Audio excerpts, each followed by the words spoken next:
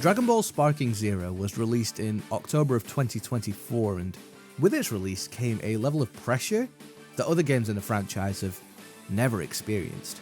There was a weight of expectation hoisted onto the shoulders of the newest entry into the already established Budokai Tenkaichi series. Whilst not by name in the West, Dragon Ball Sparking Zero acted as a spiritual successor to what most would consider Dragon Ball's most iconic line of video games. Of course, you've got the likes of the Xenoverse series, Dragon Ball FighterZ, and DBZ Kakarot, which all did the games department of Dragon Ball proud. And Breakers was also there, I guess. But Sparking Zero would relieve an itch that fans of the franchise have been wanting to scratch for a considerable amount of time. And maybe it will provide the ointment for the Breakers burns too, I'm not sure.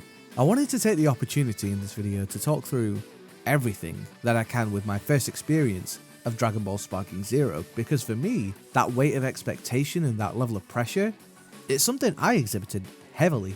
And you know, after playing Sparking Zero through its release weekend and beyond, exploring its different game modes and options and fully absorbing what Sparking Zero provided as a Dragon Ball video game, I do believe there's a lot of things it did right.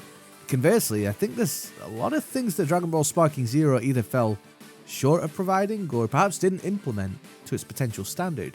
That being said, I appreciate this as a game that will continue to grow and evolve, what with the inherent unlimited nature of online PvP that I either get absolutely mollywopped in or my opponent quits before the end of the game, but also the creativity offered by custom episode designers and of course the continued rollout of functionality and add-ons via downloadable content. There's nothing to say that many of my discussion points may become irrelevant or moot after a certain time, which I suppose is the nature of the beast. This isn't a game from the pre-2000s where the majority of the core discussion points are rooted in a shoebox time capsule. We're playing with new gaming technology such as the internet, I guess. But I can certainly acknowledge that there are several areas in which Dragon Ball Sparking Zero is potentially lacking, but there's every likelihood that they get solved in the future. All of that aside, I thoroughly enjoyed my playthrough of Sparking Zero, and there are so many great concepts, mechanics, and details to relish and appreciate in its initial inception. Before we do go on to those talking points, a few caveats and clarifications from my side. Number one, this video is going to be filled to the brim with spoilers. I'm pretty much going to be talking about everything Dragon Ball Sparking Zero has to offer to some degree. So please, if you're someone who wants to experience this game without any foresight as to what's included, I'd recommend just watching something else. If anything, I'd recommend doing what I did, loading up your favourite anime streaming site, sticking on some Dragon Ball whilst you play, and taking your time to comb through the different aspects of the game. I'm also not sure if it warrants the note, as I believe the game was consistent across its release platforms, but my playthrough was on the PlayStation 5. You may notice as these incessant pop-ups keep flashing on the screen like, yes, this is a very delicately poised, important scene. Did you know your controller's about to run out of battery after playing for 25 minutes? How about a gameplay recording? You know that we stopped it. Ignore the fact that you got your Elgato recording it anyway, but I digress. Finally, I think it goes without saying, but this is an opinion piece. I am by no means a respected game critic or a scriptwriter or anything else you could attribute to someone who actually knows what they're doing.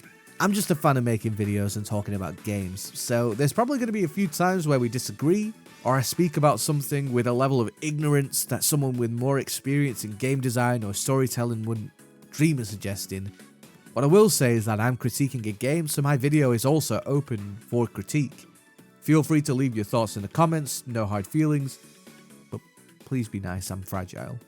Anyway, all of that nonsense out of the way, let's set the scene a little bit for Dragon Ball Sparking Zero. I've been waiting for a sequel to Tenkaichi 3 for a long time. I interacted with Dragon Ball for the first time in 1999 via Ultimate Battle 22 on the original PlayStation, make that first impression what you will. The Dragon Ball franchise is one I consider very near and dear to me, from watching Dragon Ball Z on Cartoon Network to playing Budokai on the PlayStation 2, to experiencing the reboot of the franchise with Dragon Ball Super, reinvesting my time into what I would consider one of the most influential pieces of media to ever come out of Japan. Much like the millions of kids and probably a few adults who watch this series worldwide, I tried to turn Super Saiyan. I pretended to be the Z Fighters with my friends. I charged up and launched Kamehamehas underwater at the swimming pool. The last one might have just been me. Never mind, let's move on. Dragon Ball has been a huge influence on my life from a young age and still is to this day, although I don't try to power up to Super Saiyan as often as I did 20 years ago. Dragon Ball has had a renaissance period from the release of the Battle of Gods film in 2013, and its momentum really hasn't paused since. Multiple games, multiple films, multiple series and episodes. With the franchise in full swing once again, the release of Dragon Ball Sparking Zero is one that was met with unmatched levels of enthusiasm and anticipation, both from me and from thousands across the world. For some additional context, Dragon Ball had an incredibly popular series of games called Budokai, which I mentioned a little earlier.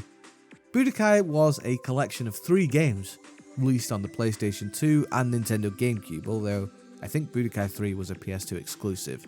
These were released year on year from 2002 to 2004 and were primarily 2D fighters featuring some of the most iconic fights, scenes and special abilities seen on the show, offering players a practical experience with Dragon Ball that was far and above anything else provided at the time.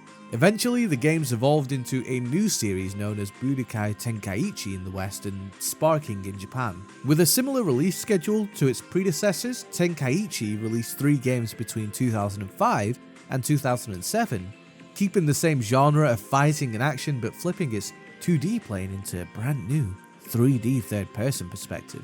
The last of the main series, Dragon Ball Z Budokai Tenkaichi 3, was released in 2007. 17 years later, the release of Dragon Ball Sparking Zero, a spiritual successor and the closest thing we've officially had to a Budokai Tenkaichi 4, is here. Given the recent changes in technology and the environment, we thought we could deliver the excitement of Dragon Ball battles at a new level.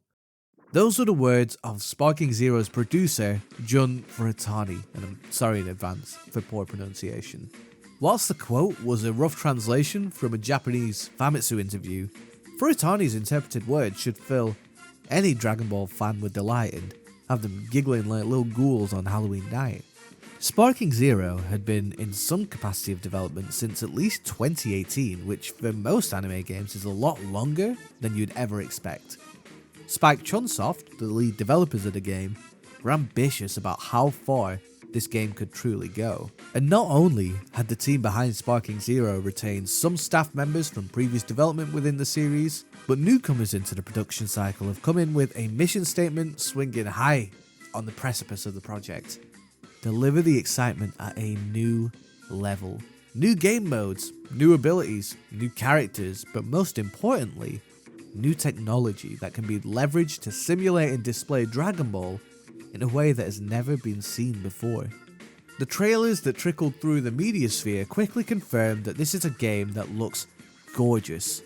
My first comparison upon viewing the launch trailer of Sparking Zero was with the Naruto Ultimate Ninja Storm game series.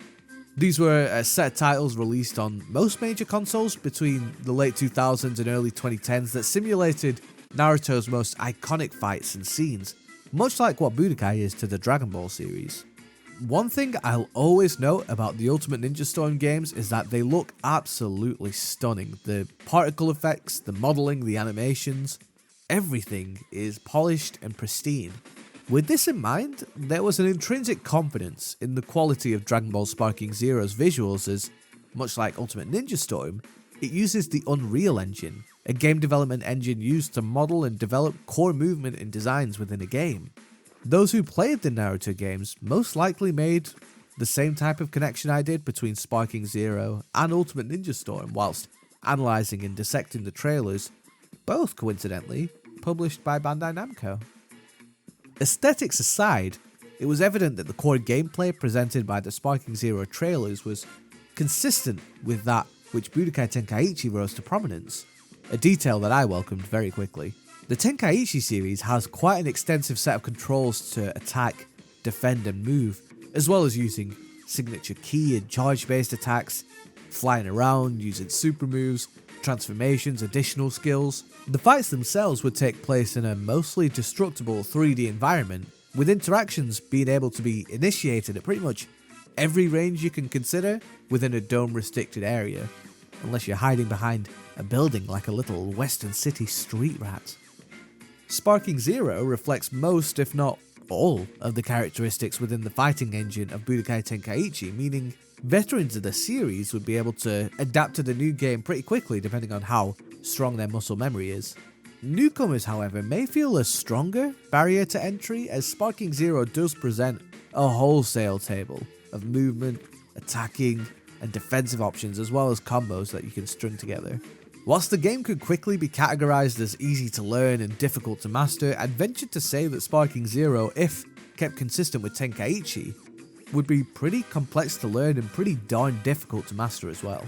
At the end of the trailer release stage, the community and those watching could only speculate, but considering how reminiscent the gameplay looked to its predecessors, down to the combo trees and camera angles, it was more than fair to make a few assumptions.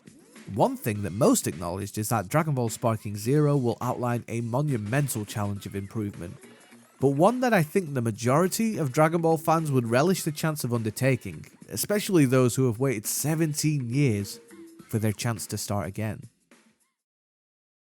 Upon starting Dragon Ball Sparking Zero for the first time, you're presented with a litany of forms and agreements and Google documents. Is this Calibri? Default text Calibri? I don't really play new games too often, but the times I do, I feel like I'm signing my life and my firstborn away for simply a few clicks of a button. What are we doing here? We're also shown quite a few menus for visual and battle settings, but a lot of the latter settings have little to no context for new players, and with complete sincerity, who cares about the controls and options right now? I'm surprised they were even shown at this stage. It's slightly confusing. It's nothing more than that, to be fair. In any case, when we finally get to the game, we're introduced to the mountains, which is a staple in the Dragon Ball series, most notably the backdrop for the famous fight in Season 1 of Dragon Ball Z between Goku, planet Earth's strongest fighter and Saiyan turned hero, and Vegeta, a Saiyan from outer space who's seeking the Dragon Balls to wish for eternal life. Quick aside, I don't plan on explaining the intricacies of Dragon Ball at every juncture, as this is a video about Sparking Zero as a game rather than Dragon Ball as a story. I can already tell the video is going to be long enough without reading Dragon Ballopedia entries for every inkling of a new character or stage introduced by the game. Sure enough, the two fighters we see in our introduction are Goku and Vegeta, but they're considerably past the power level they were at in their initial encounter in DBZ, as these are the Dragon Ball Super incarnations of the two, sparring in the very location as rivals where they first fought as enemies. It's very poetic. The two converse, dodge and block each other's attacks before charging and clashing fists, and with that, we enter Dragon Ball Sparking Zero for the first time. The player controls Goku in this fight with the CPU as Vegeta. In the bottom right, there's a selection of inputs for the player to try, starting with movement options and then moving on to attacks, key-based options, and defensive actions. It's important to note that the purpose of this fight is to introduce these controls to you. As you try each of the buttons and combinations listed, Vegeta will restore his health to full, and you're presented with a new list of buttons and combinations to try. It's also not mandatory to complete this tutorial. You're able to simply quit and, assumedly, move on to the rest of the game. I'm not sure, I didn't try. Tutorials in general can be very difficult to execute effectively, as there's a stark difference between knowing what each button does and understanding when and how each button should be used. This is a tutorial guide for what each action does rather than a tutorial on how to fight within Sparking Zero. From that perspective, I'm sure there's a more natural or immersive way to design an input-based tutorial rather than a list of buttons in the bottom right of a screen. But for a fighting game, I'll be honest, it's nice to just skip the nonsense and simply begin learning the core button functionality, rather than having to figure out what each button does without prompts or being overly encumbered by storyline. The control options in Sparking Zero are quite vast, and you won't be able to necessarily navigate all of them here, but just being presented with the basics of here's how to move, here's how to attack, here's how to use ki, here's how to defend, whilst in an entirely safe environment to test, it's appreciated. Again, this is not a tutorial on how to engage within a fight or the best practices of how to navigate interactions. This is something players will have to learn naturally as they battle more and more, and trust me, they will have to learn. Everyone has to learn. Once the tutorial is complete, Vegeta, to Goku's dismay, tells him the sparring is over and he needs to speak to the angel Whis about further training whilst he comes to visit his wife Bulma. The two fly away and we are acquainted with the opening movie of Dragon Ball Sparking Zero. In the background of the opening, we are treated to the second theme of Dragon Ball Super, Genkai Toppa X Survivor or Limit Break X Survivor, performed by Kiyoshi Hikawa. Interestingly enough, Sparking Zero is the first in the Budokai or Tenkaichi lineage to have a song directly from the TV series as the main theme for the game. Previous games in the series had tracks or instrumentals independent from the anime. It's an excellent song for what it's worth, but Sparking Zero does lose a touch of its identity by not having its own unique accompanying track. But it also forms a stronger link to the anime source material, almost making the game feel more official and canon immediately. Then again, how much does that even mean when we missed out on a potential original banger like that featured in Budokai 2 or Budokai 3? Also, very quickly, as we're comparing to the previous Budokai games, I've always found the models and animations in the original Tenkaichi games quite awkward. They have a bit of an uncanny valley feel to them, even if it did produce the legendary Goku and Vegeta head pop. Sparking Zero doesn't have that problem. The animation looks lovely and, more importantly, fluid. And most importantly, no head bopping. As to be expected, the opening cutscene is bursting with action as per the tradition of Budokai Tenkaichi openings. We start with Super Saiyan Blue Goku fighting Jiren in a canon interaction before seeing Goku Black, flanked by Baby of all characters. Bro thinks he's on the team. But also Frieza's there and Dragon Ball Super's incarnation of Broly at the head of the pack. Broly starts his fight with Goku and Jiren while Trunks joins the battle with Vegeta in Super Saiyan Blue form, with Baby taking on the task of fighting the Saiyan Prince. Trunks and Goku Black duel, with Black getting the upper hand before Gohan enters the fray to save his protege. Frieza looks to blindside Gohan, but Trunks stops him and we have all of the players in our opening scene. As we see Jiren and Broly slap the tar out of each other, just big meaty men slapping meat. Goku displays his full power via his Ultra Instinct transformation. The heroes power up and begin to gain the advantage over the cast of villains before we see a final beam clash between Goku and Broly, explosion into a white screen, and we see the logo of Dragon Ball Sparking Zero in beautiful Technicolor across a deep blue sky. One thing I absolutely love about Budokai games is the expectation it sets right at the opening cinematic. Yes, we'll see Goku vs Jiren because it's the definitive fight of Dragon Ball Super, but we'll also see interactions between Baby and Super Saiyan Blue Vegeta, Goku Black and Gohan. It instantly sets the tone that this game is full of possibilities and dream matches that you can not only orchestrate, but actively contribute towards. We don't need to worry about power levels or narrative as to how and why these characters are fighting. Just enjoy the spectacle. Also, I don't know what happened to Jiren, but I guess the less we talk about that, the better. Landing in the game, you get your first hint that you've completed the tutorial, and there is, in fact, more of the game to play. Well, consider me relieved. I wasn't sure what to expect. I thought we were done. The game does, however, give us a helpful tip in letting us know where we can continue with tutorials via the Super Training mode in the Battle and Training tab. One of the first things I did was change the game's voice language to English via the options menu, but I can understand keeping it Japanese. Personally, I grew up with these games and attributed character dialogue to the voices I heard when watching Dragon Ball Z in English. As much as I love the old lady voice given to Goku in Japanese, Sean Schemmel is Goku in my head, so I can't experience this game without him, Chris Sabat, Kyle Hebert, and the rest of the English VA team. Opening the game presents a concise set of options we can peruse. Episode and Custom, which is the main story mode of the game alongside the all-new Custom Episode Creator, more on that in a little bit. Battle and Training, which allows for standard online and offline battles, the aforementioned Super Training, and the returning World Tournament mode. Challenges and missions act as the main achievement hub for additional rewards. You've got the Shop and Customize tab to buy characters, skills, costumes, and player card designs. And the gallery, where you can sift through an encyclopedia of characters, cutscenes, and your battle records. The less I see, the latter, the better, if I'm being so real. The final option is Come Forth, which allows you to summon Shenron, Porunga, and Super Shenron, depending on the Dragon Balls that you collect. Unfortunately, I'm the problem with the games industry, as I did pre-order the Mega Deluxe Mighty Family Bucket version of the game, which means I was able to collect a set of the Shenron and Super Shenron Dragon Balls for a wish to start the game, so I'll talk about that later, I'm sure. I really enjoy how much character the main titles present in Sparking Zero.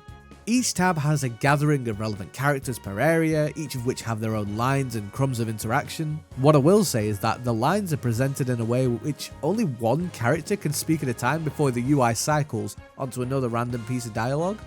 Because of this, you get a few somewhat awkward exchanges. My personal favourite is the tournament announcer in the Battle and Training tab, who's trying to conduct an interview with TN, and unfortunately he's bound to provide no response. Something I found quite fun as well, at the time of writing, launch isn't in the launch roster of Dragon Ball Sparking Zero.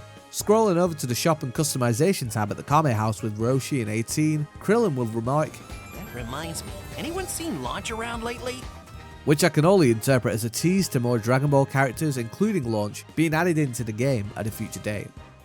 Navigating the main menu is admittedly slightly clunky. The analog sticks are significantly more difficult to use on the menu compared to directional buttons. That might just be a me problem though. And the time taken to enter these menu options due to the mandatory animations can become somewhat cumbersome. With that said, I absolutely adore the love put into these animations and the character these menus add. Yes, we could have a colourful picture with a list of options, that would also work, but the UI animations make Sparking Zero feel more grand and add a level of world building in such a simple way. The player will always navigate these menus, they'll always see these character interactions. The menus immediately make this game feel like a Dragon Ball game, much more than a static logo in a deep blue sky. I appreciate one might get sick of it after a while, but I'd much rather have the main screen of the game implement character and charm at the expense of slightly slower menus than the opposite. Outside of the main menu, Sparking Zero is very professionally presented, for lack of a better phrase. Response sounds are quick and universal, most options are very clearly defined via boxes with little to no designs around them much of the time. There's generally no iconography or visual signage within in-game menus. It's a very slick, clean house style and tone. Unfortunately, with this professionalism comes a lack of levity and characterization within the UI consistent with the main menu, which I would personally prefer. I love a few bells and whistles, what can I say? I think about the character select screen in Budokai 3 for example. Look how much pop and colour is presented here. Gregory just floating about in the middle of the screen, we have Snake Way in the background. This felt like a character select screen from a Dragon Ball game. In comparison, we have a much slicker, cleaner looking character select screen here in Sparking Zero, but it lacks a lot of charm. I appreciate this is a very small and minute detail that for many players probably doesn't mean anything. Speaking from a personal perspective, however, I've never been a fan of the very corporate homogenization of user interfaces within a game that confuse the fact I'm playing a fun Dragon Ball game, not presenting the keynote at Silicon Valley. Again, that's a very, very personal opinion on this. I appreciate others will prefer the professional design over the goofy Comic Sans and having trademark and copyright signage next to character names. Neither are perfect. Before I delve deeper into the game modes and other offerings Dragon Ball Sparking Zero has in its arsenal, I think it's key we establish my thoughts on the gameplay. The crux of the game, the main reason Sparking Zero is going to be played today and beyond, are the fighting mechanics. Players have a plethora of attacking, defensive and movement options to utilise within a fight, meaning creativity within combos, defensive acumen and key management are all rewarded appropriately during interactions. Alongside a health bar, players have a key bar for all key based options and a skill point counter, which is used for skills and entering sparking mode. Fighting close quarters will be the majority of how players engage with their opponent, but you can't just blindly rush in and mash the attack button. There are so many reactive defensive options that a player can use, such as vanishing, parrying, sonic sways and super counters. All of these will punish attacking players for playing lazily. You need to use different timings of attacks, how and when to grab, consider options of approaching, learn timings for combinations. The controls for attacks will take practice, which to me is quite exciting to hear considering there's just one primary attack button on the surface. Ki is king in this game. Maintaining a consistent level of ki throughout your fight is required to shoot ki blasts, to use stronger blast moves, and arguably most importantly to vanish, which I would consider one of the most vital defensive options in the game. To maintain ki, you'll need to charge up, meaning you need space, meaning you can't just blindly dash into your opponent and mash the attack button hoping to win. rushing in and overwhelming an opponent versus taking a step back as a breather to replenish your resources is fundamentally a balance you need to consider during fights within Sparking Zero, and it adds a strong layer of option selects throughout any given match. Of course, understanding this is something that comes with practice and time, but for players who wish to learn all the controls and mechanics Sparking Zero offers, there is the Super Training option, which breaks down each and every attacking, defensive, and movement mechanic a player can implement into their game. This is an incredibly comprehensive guide, and I would recommend every player run through each of the beginner, intermediate, and advanced tutorials before jumping into any of the game modes. However, it's key to note that, much like the introductory tutorial, this is teaching you how to use these options, not necessarily when to use these options and the best practice for using these options. The unique mechanic in Sparking Zero derives from the game's namesake, Sparking Mode. When players charge their ki to its full potential, the skies will darken, the rocks will rumble, and the player will enter Sparking Mode, which allows players to string together longer combos, faster attacks, and launch their ultimate moves. Think Super Saiyan 4 Goku's Dragon Fist, or Saiyan Saga Vegeta's Dirty Fireworks, those iconic moves that often finished fights within the show. Sparking Mode is incredibly powerful, especially against the game's CPU AI in the episode mode that typically fold like a lawn chair the second you decide to use it. Deciding when to enter Sparking Mode in itself is a commitment because of the time needed to charge up ki. Picking your spot is important, otherwise your opponent can quickly interrupt and proceed to beat your booty, so it's not a case of simply being able to spam the option, unless you have the option to instant spark, in which case I'm scared. One thing to clarify with the gameplay of Dragon Ball Sparking Zero is its balance and lack thereof. It's very easy to criticize fighting games for their lack of balance between characters. Of course, a character that is the pinnacle of power, such as Super Saiyan 4 Gogeta, is going to be absurdly stronger than the likes of Babidi, who's the equivalent of a shriveled mango in a cape. Jun Furitani, the chap we mentioned earlier as the producer of Sparking Zero, was asked about the in-game roster balance directly in an interview, and his response was pretty clear. Esports games are understood to be the sort of game in which players can enjoy highly competitive battles, where the characters are balanced in a fair way. On the other hand, Sparking Zero's focus is on immersion, and we wanted to make it a game that people who like Dragon Ball, even a little, will surely enjoy. Sparking Zero is supposed to be chaos. The dude quite plainly stated, esports are balanced and competitive. Sparking Zero isn't. The game is unbalanced, and that is a conscious choice the developers have made. This isn't Meta Knight in Super Smash Bros. Brawl, this isn't Akuma in Super Street Fighter 2. There is no posturing of a somewhat evenly matched roster. Furitani wants the player to feel overpowered if they play as Super Saiyan Blue Vegeta, and likewise, they want the player to somewhat struggle if they play as Hercule. Of course, there are exceptions to the rule, and a skilled Hercule can beat any Vegito in the world. By general design, the canonical strength of a fighter in Dragon Ball lore will translate to Sparking Zero. This does present a somewhat tiered set of characters per strength level, which, in one-on-one fights, may present a concern. Sparking Zero does quell this concern quite quickly, however, with DP mode. DP, or Destruction Points, is a score given to each fighter within Sparking Zero by the developers based on their power. With a limit of 15 DP per team, players can comprise a squad of up to 5 fighters to take on other teams. So a fighter like Super Saiyan Blue Vegeta, whilst strong, also sports a humble 10 DP, taking up 2/3 of your squad. Compare this to a character like Base Goku Black or Frieza's first form, who are both 5 DP each. Would you rather take 2 characters with separate health and additional transformations, over one character who starts at a staggering power level? It's a tough choice to make. One thing that should be highlighted is that whilst there are objectively stronger characters than others in Sparking Zero, the majority of fighters do share the same universal controls. Access to ki, access to the same combo routes and movement options. In a way, the game reserves some modicum of balance due to the lack of specific controls for a given character, so the consistency from one fighter to the next is maintained quite well. So maybe it is kind of balanced. Or maybe I've just lost my mind after fighting against SS4 Gogeta and UI Goku and Super Vegeta constantly, I'm not sure. The first mode I'll be talking through more thoroughly is likely the most extensive of the entire video. The episode battle mode, found in the episode and custom tab in the main menu. We're greeted with Goku landing in the capsule court building. Already there is Beerus relaxing with Whis and some delectable desserts on his table side. Gollick Jr.'s scheming in the middle of the pack with his mates. Goten and Trunks are being iPad kids and Chi-Chi and Bulma are being iPad mothers. And Vegeta's lurking menacingly in the shadows.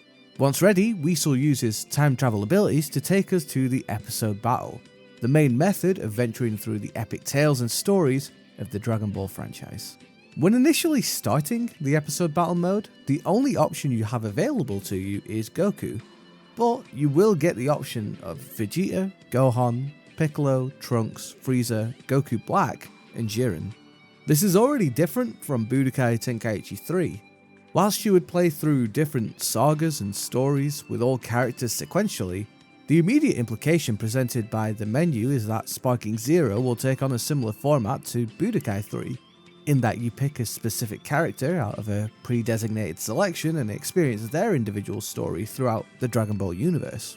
It's incredibly subjective as to which of these options are better. Some prefer playing through the entirety of the story with all the relevant characters from front to back with different what-if scenarios. Others would prefer to glean the key points and get a quick run through of key events, avoiding playing through the main story for the umpteenth time.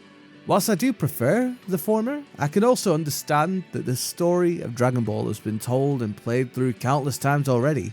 There's only so many times I need to watch Goku's fight with heart disease whilst Stay Puft and the Patara version of the Monopoly Man and Albert Einstein wreak havoc on the world. Dragon Ball Sparking Zero is, however, the first time that players will get to play through iconic segments of Dragon Ball Super, so I'd say it's paramount that the episode battle mode executes these scenes as close to perfect as it possibly can. The God of Destruction, Future Trunks, and Tournament of Power sagas are all incredibly important to the Dragon Ball lineage, and engineering these effectively whilst also accommodating for those who don't want to play through the same stories of Z again is difficult to balance. I might explain why they removed the Universe 6 saga, which is definitely a shame. Goku is the main character of Dragon Ball, and with this, he gets the most complete episode battle mode storyline, starting from the Saiyan saga and ending at the Tournament of Power. The majority of the episode battle mode's mechanics and quirks will be introduced via Goku's story, so ensuring that each pathway is fleshed out in its fights and films is fundamental to enjoying the Sparking Zero episode battle experience from the bat. As Goku flies through a variety of key scenes from the Budokai Tenkaichi series, we flash to White and, after what I can only assume is a rude epitaph of sorts, we're introduced to Raditz, a Saiyan from space and Goku's brother that he's since forgotten because Goku's head went ouchie and his monkey was removed, in full Unreal Engine graphics. With this, there's a few things to acknowledge immediately. First and foremost, Dragon Ball Sparking Zero looks stunning in the engine, and whilst the blue hue of doom is slightly apparent here, this is a wonderful advertisement for what level of visuals we can expect throughout our Sparking Zero experience. In tandem, however, is the acceptance of somewhat awkward cutscene animation. Dragon Ball Sparking Zero's cutscenes often fall victim to the 3D Unreal Engine, with animations of facial movements and emotions that simply cannot mirror the intensity or tone presented in the equivalent source. Raditz is statuesque after his initial movement, and due to the slow and sometimes non-existent auto-scroll to the next shot within the scene, I can't help but recognise how truly uncomfortable the flow of major storytelling can be within the game. As we alluded to earlier, we also land immediately in the Saiyan saga of Dragon Ball Z, which means we can make the logical assumption that we won't be playing through the Dragon Ball portion of the franchise just yet in any episode. Whilst there are a few characters from the original series of Dragon Ball such as Tien and Yamcha, there are several key contacts we forgot to call, such as Tal Pai Pai, a younger Krillin, Grandpa Gohan, and Demon King Piccolo. After a quick tit-for-tat between brothers Raditz and Goku, we are flung into our first fight in Goku's episode mode. Let me tell you, if you went into this fight with little to no context outside of the tutorial fight at the start of the game between Goku and Vegeta, God bless your soul. However, this is an appropriate time to call out the fighting mechanics in the context of Dragon Ball Sparking Zero's episode mode and say that they're very, very strong. It retains the speed you would expect from a Dragon Ball game, whilst being relatively accessible with the one main attacking button, which can be augmented with key blasts and additional movement.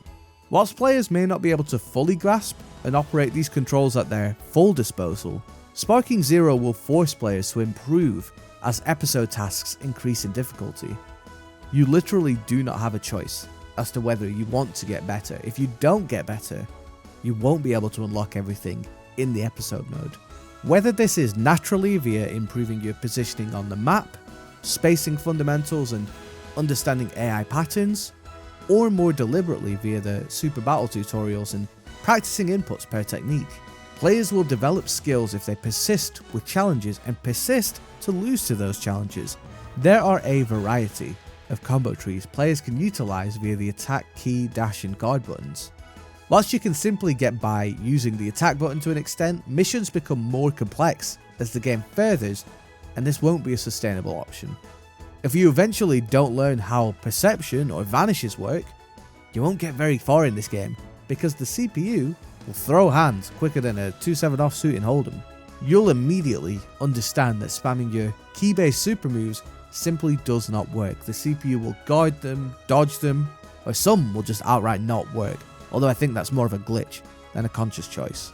Understanding how to utilize the key button alongside the attack button to throw out heavier hits, extend combos and launch opponents is vital to learn, and practicing this is not a burden as the punishment for a loss is simply starting the fight again.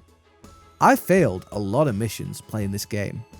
Without the inherent risk of, say, losing a character permanently or missing out on the opportunity to unlock a specific reward, the reward for failing and getting back up is one that a player should immediately jump at the opportunity of. The reward is getting better at the game. Again, that might be simply understanding when to pick out your spots and throw out attacks, or being able to manipulate the AI slightly better than before, but any improvement is welcome and it makes Sparking Zero a much more rewarding experience knowing that you intentionally had to develop your skill set in order to progress.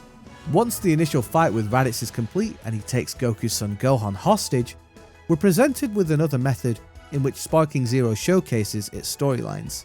After a brief animation, a still frame is left dwelling on the screen until you progress through the accompanying text below, flicking through the photo album until the next in-game animation is invoked.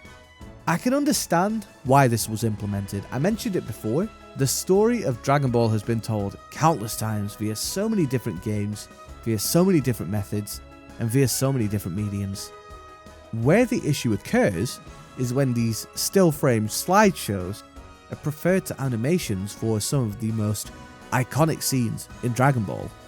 In my humble opinion, it doesn't matter how many times we've seen Goku turn Super Saiyan on planet Namek after Frieza kills his best friend Krillin. That scene needs to be displayed appropriately in any game. How do you think Sparking Zero animated this? Is that foreshadowing? It's not for me to say. The story of Dragon Ball would, by default, present the conversation between Piccolo, former Dragon Ball villain of the Namek race turned into possible accomplice, and Goku before the two team up together and fly towards where they can sense Raditz's power level. However, instead of launching full force into this, we're given the first of several choices Sparking Zero introduces to the player. Team with Piccolo, as canon dictates, or go it alone. This is one of the many alternate paths that Dragon Ball Sparking Zero's episode mode offers, acting as the what-if scenarios that watchers of the show may have imagined when writing little fanfictions in their heads. What if Goku didn't team with Piccolo and decided to pursue Raditz alone? What if Frieza beat Goku that one time on Namek? What if Nappa turned into a Super Saiyan? Okay, the last one isn't. It's not in the game, but you get what I'm saying. Now, those familiar with the story will know that by canon events, Goku and Piccolo team together, which is a big deal considering Piccolo tried to eat Goku or something 20 minutes ago in a world tournament, to confront Raditz and save the boy. The fight goes well until Goku gives his brother a second chance and his gentle nature is taken advantage of. Gohan eventually escapes his captivity and Piccolo fires a special beam cannon that kills both Goku and Raditz together. Goku then trains in the afterlife away from all of his friends who look to train and cope without their strongest warrior and friend. This is all in preparation for when Vegeta and Nappa, the two more powerful Saiyans Raditz warned of before he passed, land on Earth. The current Z fighters, Gohan, Tien, Chaozu, Yamcha and Piccolo, struggle with the threat of Plants vs Zombies DLC, the Cybermen, before Nappa shows they are clearly outclassed. Goku eventually comes back from the land of the dead, the zombie to the Cybermen's plants I suppose, takes Nappa out with relative ease, makes killing Cybermen such a breeze, and moves on to his fight with Vegeta. However, the alternative path presents a new version of events, wherein Goku teams with his bald best friend Krillin to confront Raditz instead. This in and of itself isn't a huge change because if you survive the following fight with Raditz, events transpire as usual. However, if you beat Raditz rather than simply surviving the fight, oh, what a tangled web we weave. Speaking of beating Raditz outright, we need to talk very quickly about the general choreography of a fight within Sparking Zero's episode mode. The fighting itself is great, but the presentation of the fight is considerably lacking. I truly believe the introduction and conclusion of a fight and inclusion of triggers within these fights is vital to ensuring the flow of the story isn't ruined. Let's look slightly outward at a game that I think does it perfectly. Tekken 8's story mode is relatively short, but the fights are choreographed excellently. Take the opening fight between Jin and Kazuya. You don't need to know Tekken, don't worry. We get our opening scene, and after a little preamble about revenge and the devil and whatever else these edgy fellas are breaking bread over, the two launch a punch at each other and the transition to in-game fighting is seamless. The fight takes place, and eventually when the player character Jin takes Kazuya down to little to no health, a cutscene is immediately triggered.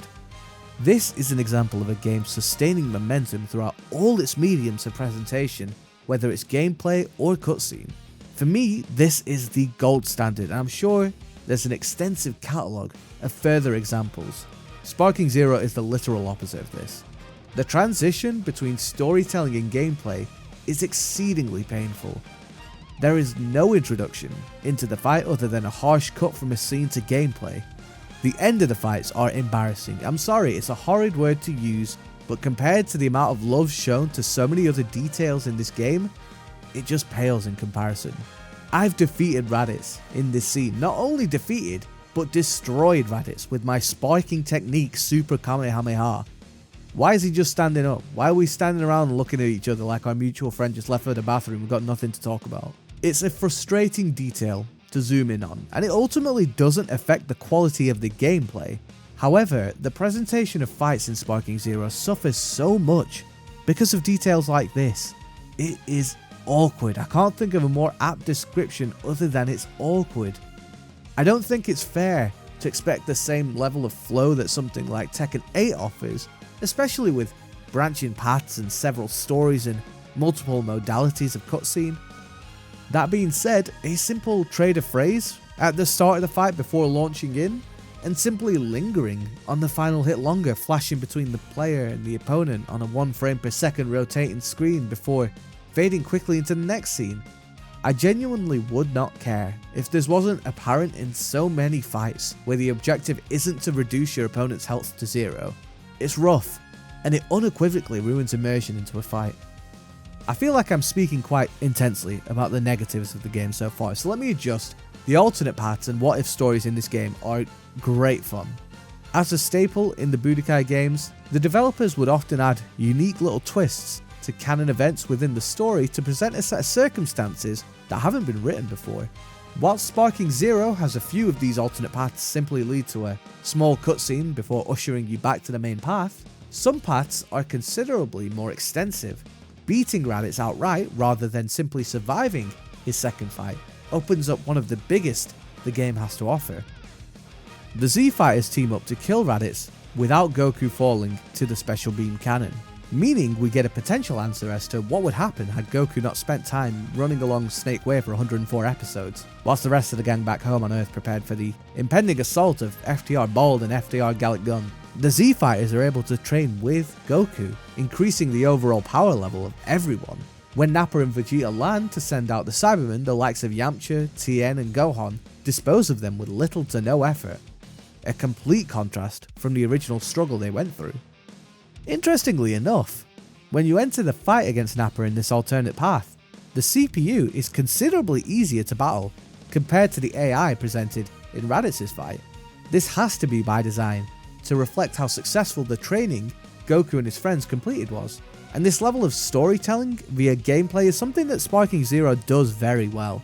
Rather than overtuning a player character so a punch does absurd damage, or making an enemy's attacks close to ineffective, Sparking Zero adjusts its AI to simply work smarter depending on the context of a fight. The fight with Raditz is intended to be challenging, so the AI is more challenging. The fight with Nappa is supposed to be a steamroll, and it feels like a steamroll. This is present throughout so many fights within the story mode. Vegeta vs Super Buu, Frieza vs the Z fighters on Namek, Super Saiyan Rose Goku Black vs Super Saiyan Blue Goku and Vegeta.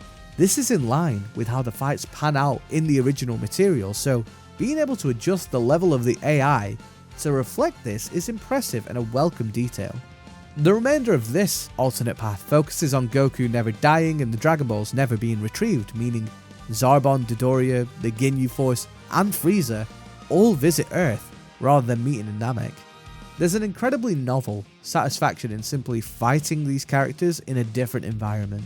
The fights themselves could be a carbon copy of what we would see on Planet Namek in the canon story, but listening to new dialogue in a scenario that hasn't officially been explored in Frieza's army visiting Earth is pretty fun, and a great value add for those who want to traverse through more than the main story. Speaking of fun value adds, the episode battle mode also introduces a POV camera function within certain in-game cutscenes. It's a nice idea, allowing the player to see the perspective of the episode character, but there's not a lot to gain from this. The majority of the interactions you'll see with the POV camera are static models, moving mouths occasionally. Now, if we could add a POV camera to some of the more interesting scenes of Dragon Ball, such as Frieza destroying Planet Vegeta or Gohan launching the Father-Son Kamehameha, that would be incredible. Moving back into the main story, Goku and Vegeta move to the mountains and have a close battle before Vegeta turns into a giant ape, a fight which is most likely the first large difficulty spike players will experience in Sparking Zero. Within Dragon Ball Sparking Zero, we have standard characters and giant characters. Standard characters function as you would expect. They have different traits, but they all share key mannerisms in attack patterns, guarding, hit stun, so on and so forth. Giant characters have, as you would expect, a much larger model. They lose a considerable amount of speed due to this, but they're resistant to grabs and many rush-based attacks, and oftentimes they have super armor. I know, it's a lot to take in. Going into the Great Ape fight without a practical understanding of your defensive options and what you can realistically hit Vegeta with is a recipe for getting clapped up. Here's the thing, most players will have completed the missions before this by blindly dashing in and pushing offense without a care in the world. Well, it's time to care. Players who go in with the same slapdash dead ringer strategy will get slapped and dashed into the bin. Instead, players will need to employ the tried and tested game plan used historically throughout generations. Run away like a big baby. Charge up. Kamehameha. Charge up. Kamehameha. Use a solar flare if you're feeling festive. Then charge up. Kamehameha. It's not rocket science by any means, but it does typically force standard players to do something different. Keep your space, pick your spots, and conserve your resources. Key skills needed for success in this game. We're treated to a fully animated conversation between Goku and the Great Ape Vegeta before more stills and panned shots and a gang taking down the Saiyan Prince. Something that might have been actually fun to see animated in Sparking Zero, I don't know. Before moving on to the Namek and Frieza saga.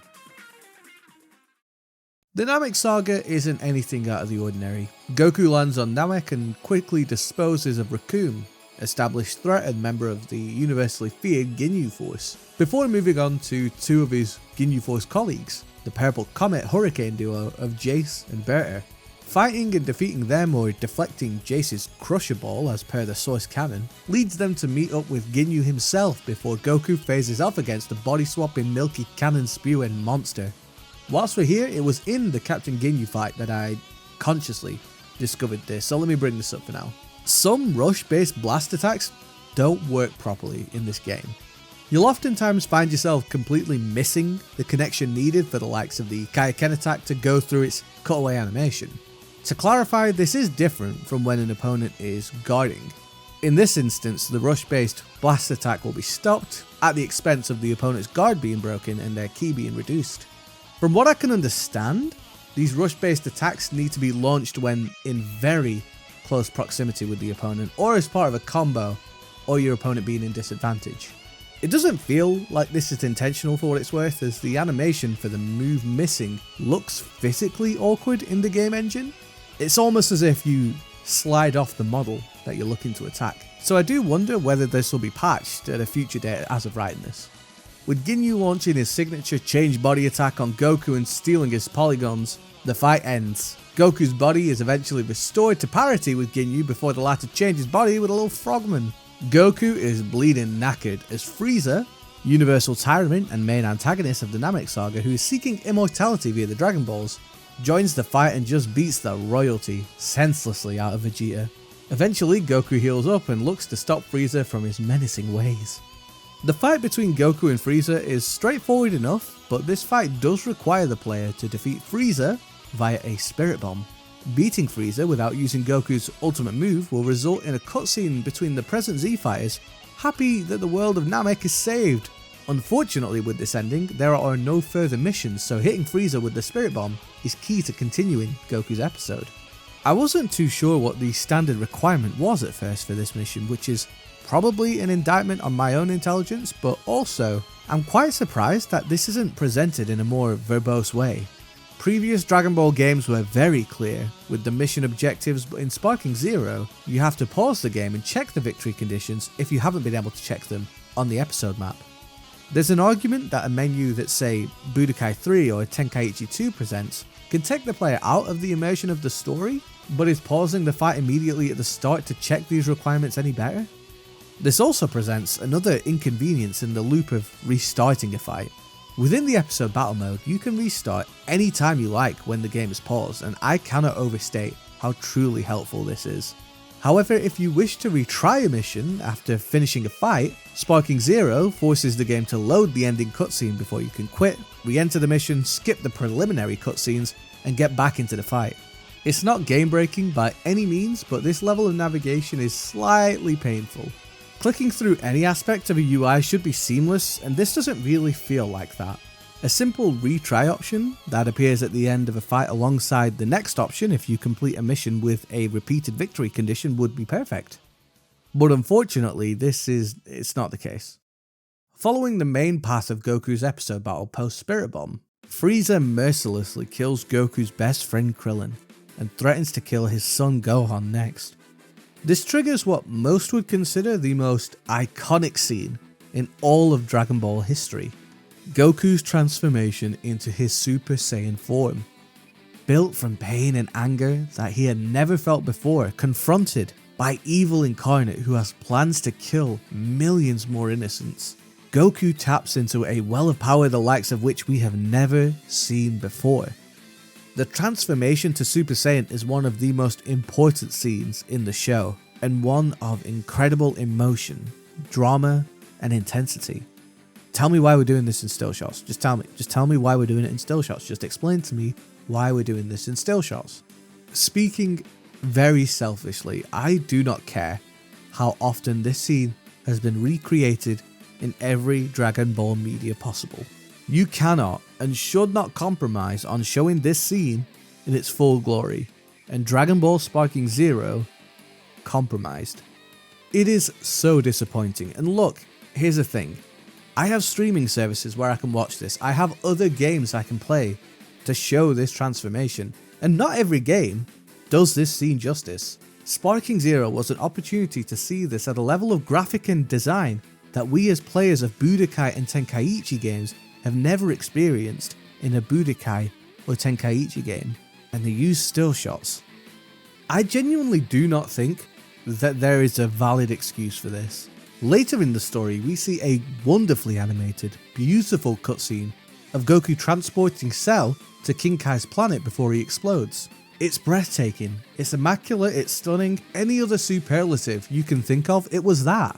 With this in mind, I cannot fathom the reason behind storytelling like this within the game for the most iconic scene in the franchise's history. DBZ Kakarot did an excellent job of this, so the concept of this not being possible in the Unreal Engine is vehemently false. There are many other scenes where the still images and pan shots of in-game models are used, and for the most part, you can excuse it, but nothing, in my opinion, can excuse the use of still shots for this scene. Okay, let's cool down.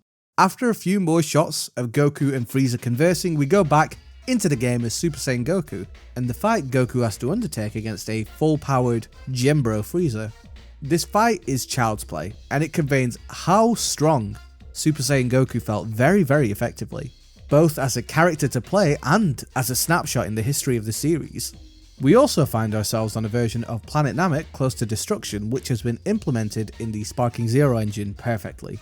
Playing through other Dragon Ball games, the Namek saga can feel long-winded due to consistently performing in the same location with the same backdrop. It's teal grass, it's teal water, it's brown bricks, it's green skies for 95% of the saga. So the stark contrast is welcomed every single time it appears.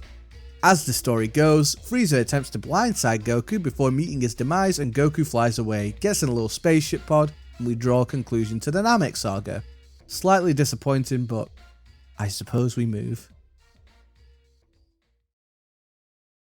The Android saga for Goku's episode starts as you would expect, with an introduction to the time-travelling teen Trunks after he cleans up the tin can Mecha Frieza. Trunks warns of the impending doom of the androids, a set of cyborg killers forged by an old foe of Goku's. Eventually, Jiro, under the moniker of Android 20, and his subordinate Android 19 arrive into the fray and, after some senseless murder, begin their battle with the Z Fighters. Quick aside, I wanted to note during the Goku and Android 19 fight, Android 19's voice clips in Sparking Zero are comedy. His general grunts and noises sound similar to the original incarnation of Majin Buu if they were compressed and deep fried slightly, and his actual voice clips are so strange, it feels uncanny, but I'm also not entirely sure where they came from. The androids are an interesting subset of characters within Sparking Zero. These characters can't charge ki via the traditional ki charge button until they have a full gauge and attempt to enter sparking mode.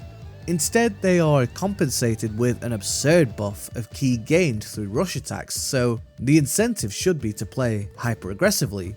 This is paired with the permanent regeneration of ki, meaning that this seemingly adverse limitation of ki charge is actually a huge benefit due to the aforementioned buffs alongside the non-requirement to keep distance and charge. Ironically, this incentive to keep a fight close range can also be circumvented entirely by androids 19 and 20, as their ability to stall via ki-based ascents and descents is a horrifically effective method of winning battles via timeouts. They also have a grab, which takes away ki from the opponent. It's a little bit busted. After disposing of this weird little doll man, we're introduced to the actual threat of the saga in androids 16, 17 and 18 alongside the sneaky Cell. Goku recovers from his little cold, and after a quick conversation between Gohan and Goku atop Kami's lookout, the player is presented with a choice of how to engage with Cell: wait for Vegeta and Trunks to deal with it, or go and help. Following the main path opens up a fight with Goku in Perfect Cell, the version of this little creature of the night but with sugar, spice and everything android. The main objective is to survive this fight, which Goku will eventually tag out of. However, a small alternate path is shown if Goku defeats Cell outright. Goku and Gohan both return home to Chi-Chi unharmed and continue their family life, which is very nice and everyone's happy, but it's a little bit boring. The standard path plays out as the series dictates. Cell spawns a bunch of minions, children, that he orders to kill the remaining Z fighters, so Gohan gets angry and unleashes his true power.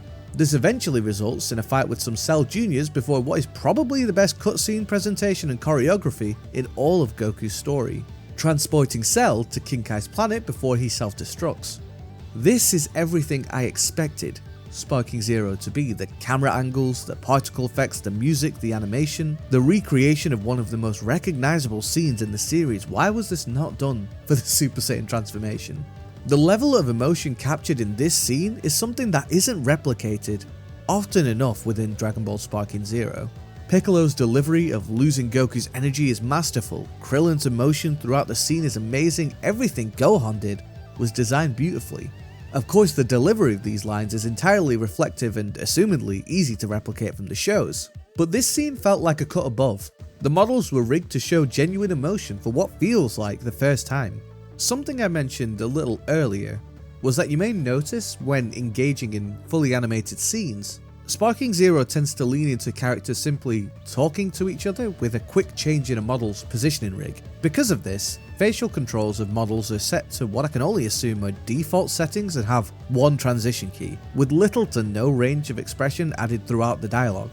When paired with a lack of body animations during a scene, it often leashes the game of life.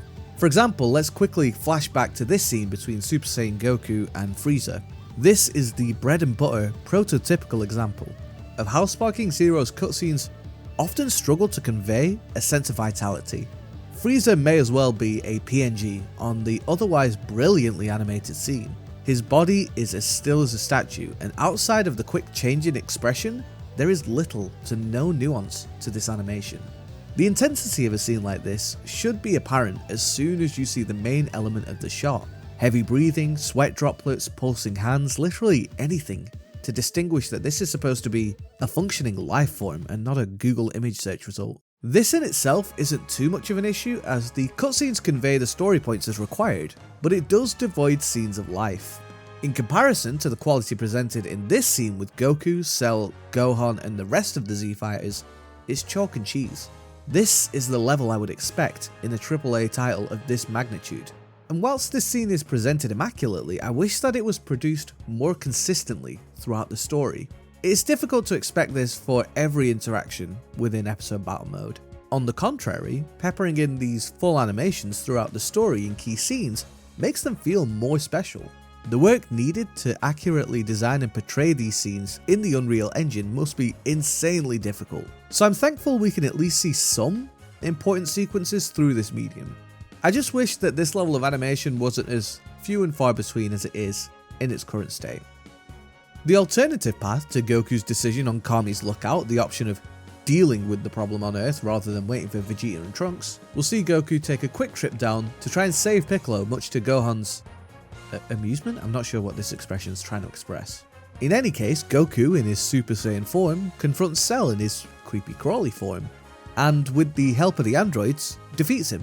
Doing so will prevent Cell from ever absorbing the androids in the first place, thus never reaching a state further than his little bug form and saving the world from his dastardly games.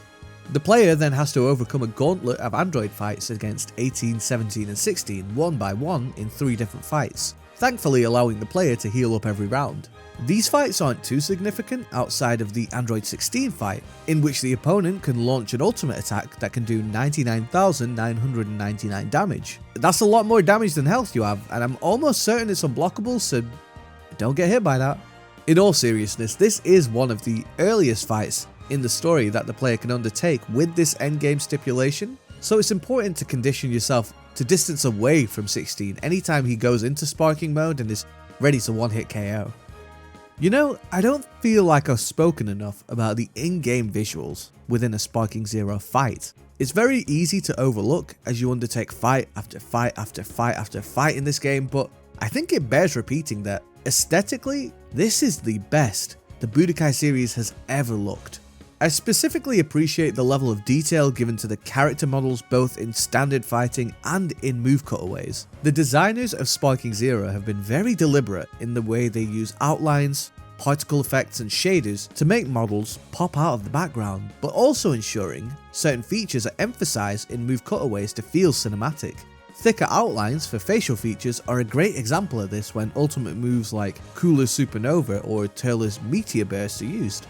I've always been partial to this cell shading style of artwork that I feel the Budokai and Tenkaichi games have always executed brilliantly. Sparking Zero has followed suit with a rich range of backdrop, character and beam models to make each and every fight within any given permutation of a character and stage feel different, whilst also being entirely reminiscent of the Dragon Ball manga and anime.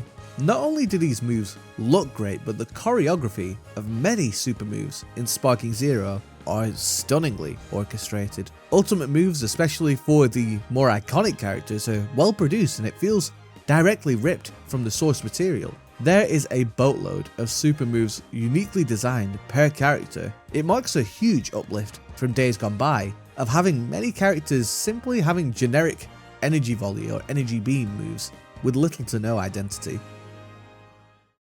The Buu saga is quite cut and dry for Goku's story. The team are at a Budokai tournament of sorts before Vegeta shows up and just massacres a slew of spectators. This whole cutscene is wonderfully implemented. It doesn't portray much action or dynamism, but the camera work, the key charge effects, the wind effects are beautifully implemented here. The intensity of this interaction between a man initially seeking a kinder path but giving into his demons in Vegeta, facing off against an almost arrogantly pious, benevolent Goku. Not just any regular person, a fellow Saiyan who surpassed him at every turn. The cutscene choreography matched this energy really well, and it goes to show how well these scenes can be implemented, even if it's not always realised. Following the duel against Majin Vegeta, Majin Buu is revived and another stunning rendition of the source material is showcased, as Vegeta contemplates his life thus far before using his final explosion and sacrificing himself to be rid of Majin Buu. Maybe Sparking Zero just really likes Vegeta, right? Keep hold of that one. Put that in your back pocket, we'll grab it later on. Goku and the newly resurrected Majin Buu finally encounter each other, and much like the fight in the anime itself, it's a little forgettable here too. We do have our first trigger-forced transformation for Goku into Super Saiyan 3. Personally, one of my favourite forms and entirely redundant in modern day Dragon Ball. That's a conversation for a whole nother day though. We flash through a sweet moment in which Goku and Goten embrace, keep note of that one as well, trust me, before briefly viewing the Gotenks fusion and Gohan's ascended mystic transformation. Glossing over these scenes feels appropriate, particularly with the latter transformation, as I imagine we will dive into these in future stories and they don't necessarily involve Goku as important as they are. Something that does involve Goku quite heavily, however, is our next touchpoint, where we jump back into the fray as Vegito. The Potara fusion between Goku and Vegeta is successful and we play as Vegito against Gohan absorbed Super Buu for all of maybe 10 seconds. It could be less before powering into Super Saiyan Vegito. This fight is not a challenge. I fear to even consider the CPU's behavior on the lower difficulty level of episode battle mode because I'm convinced he put his RAM-shaped controller down to tend to his dinner or something. This is another example of displaying the true power of a pivotal transformation in the scope of the series being accurately showcased, not just in cutscenes or dialogue, but honest to goodness old-fashioned gameplay.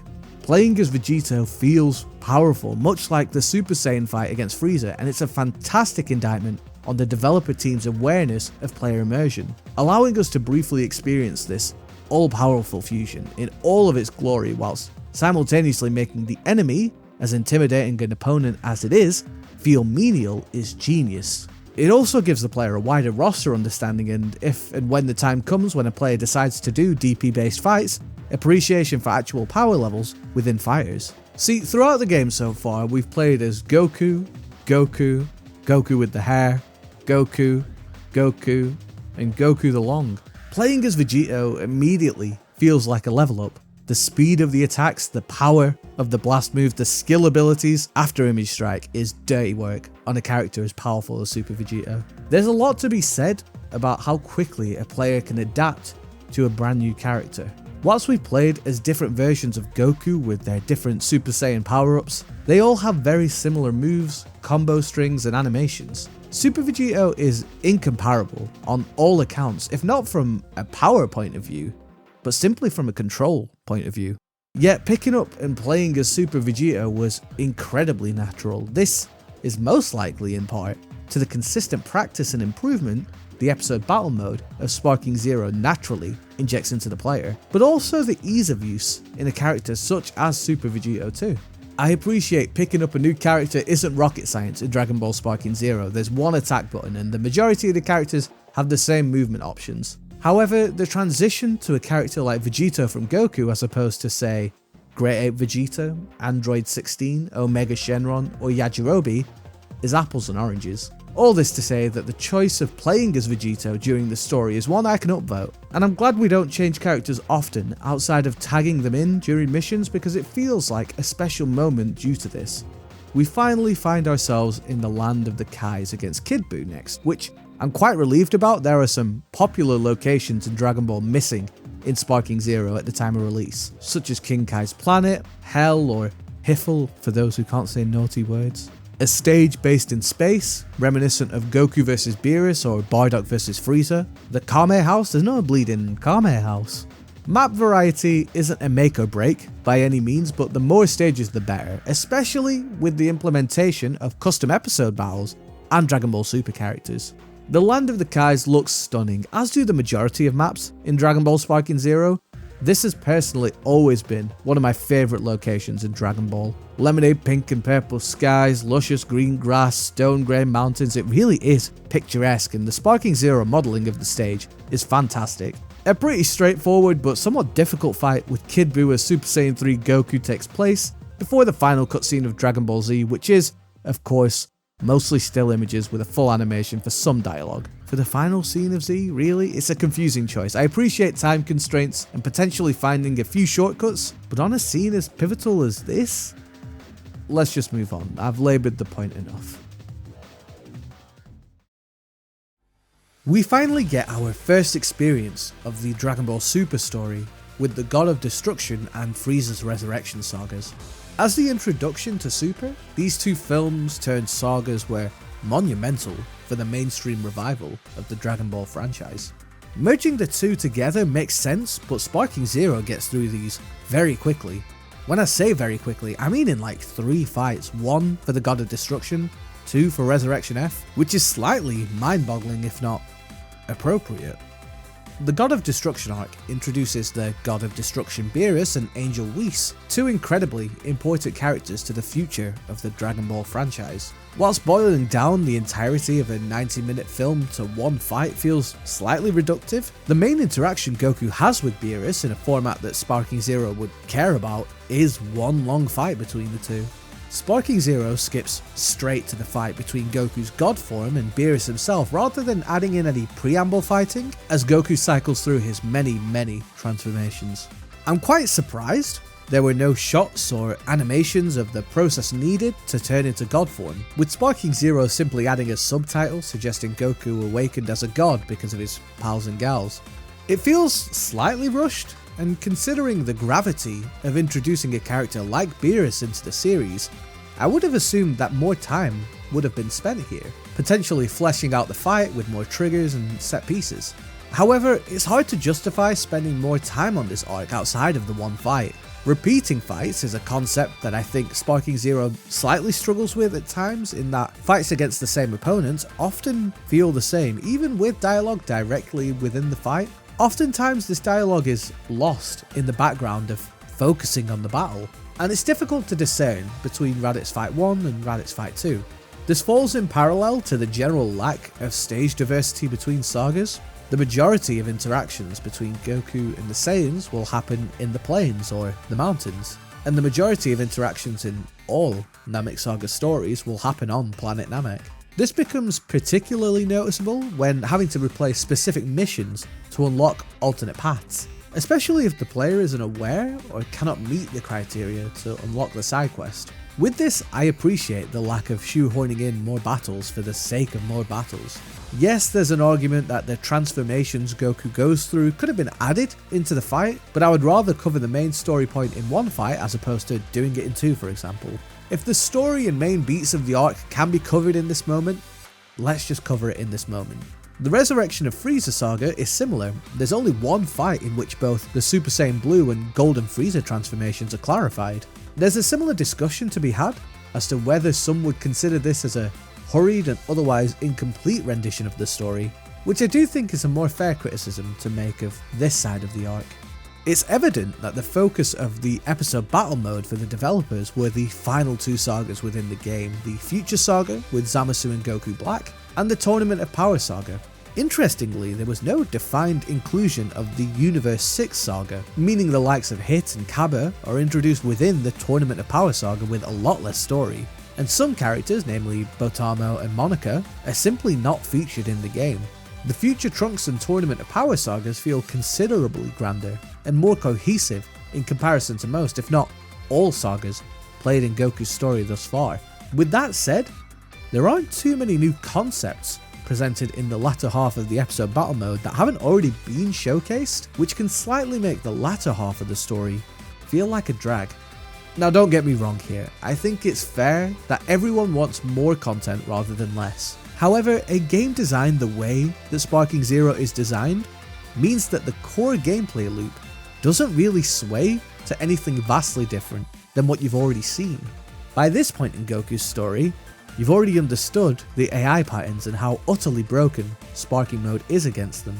You've learned about combos and additional defensive options and put them to the test against the AI countless times. Fights are beginning to feel the same. And what's the goal of playing through this, if not to learn more, or to involve yourself with something enjoyable?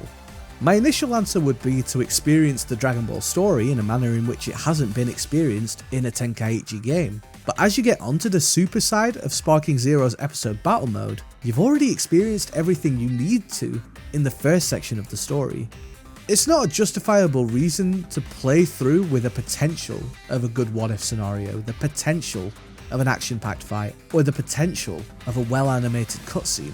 Not to say that Goku's story doesn't present this at times. The interactions between Beerus, Whis and Goku were fun. The fights with Zamasu and Super Saiyan Blue Vegeta felt like the peak of what Sparking Zero wants to showcase as its flagship gameplay. The animated cutscenes of Goku and Frieza against Jiren following the fights with Kale are gorgeous. The issue that I have is that Dragon Ball Sparking Zero's episode battle is not consistently engaging.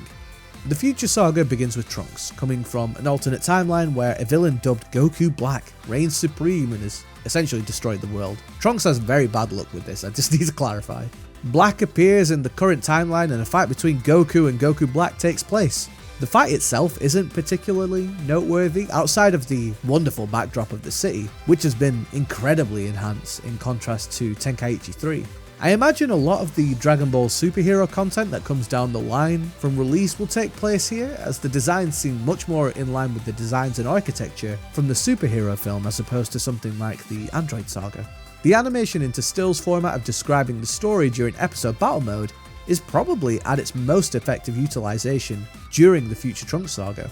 This isn't necessarily at one touchpoint, the whole arc is consistently presented at a high standard via this format. However, that does compromise the usage of fully animated cutscenes, of which there are only a selection of dialogue-based interactions throughout the arc. Following the initial fight with Goku Black is the first interaction and fight between Goku and Zamasu in Universe 10's Land of the Kais, which has been rendered beautifully once again here in Sparking Zero. We then take a quick trip to meet Zeno and the Grand Minister before being dropped into the desolate future where the majority of the story takes place. It is sad here in the future in this horrifically drab but well designed environment. However, without a shred of irony, the seasonal episode battle depression, it hits here more than it ever would. You have Super Saiyan Blue Goku and Trunks versus Super Saiyan Rose Goku Black and Zamasu. Then you have another fight with Zamasu. Then you have a third fight with Zamasu before he fuses with Goku Black. This is a lot considering the alternative paths players will want to unlock too. It's a lot of fighting against Zamasu.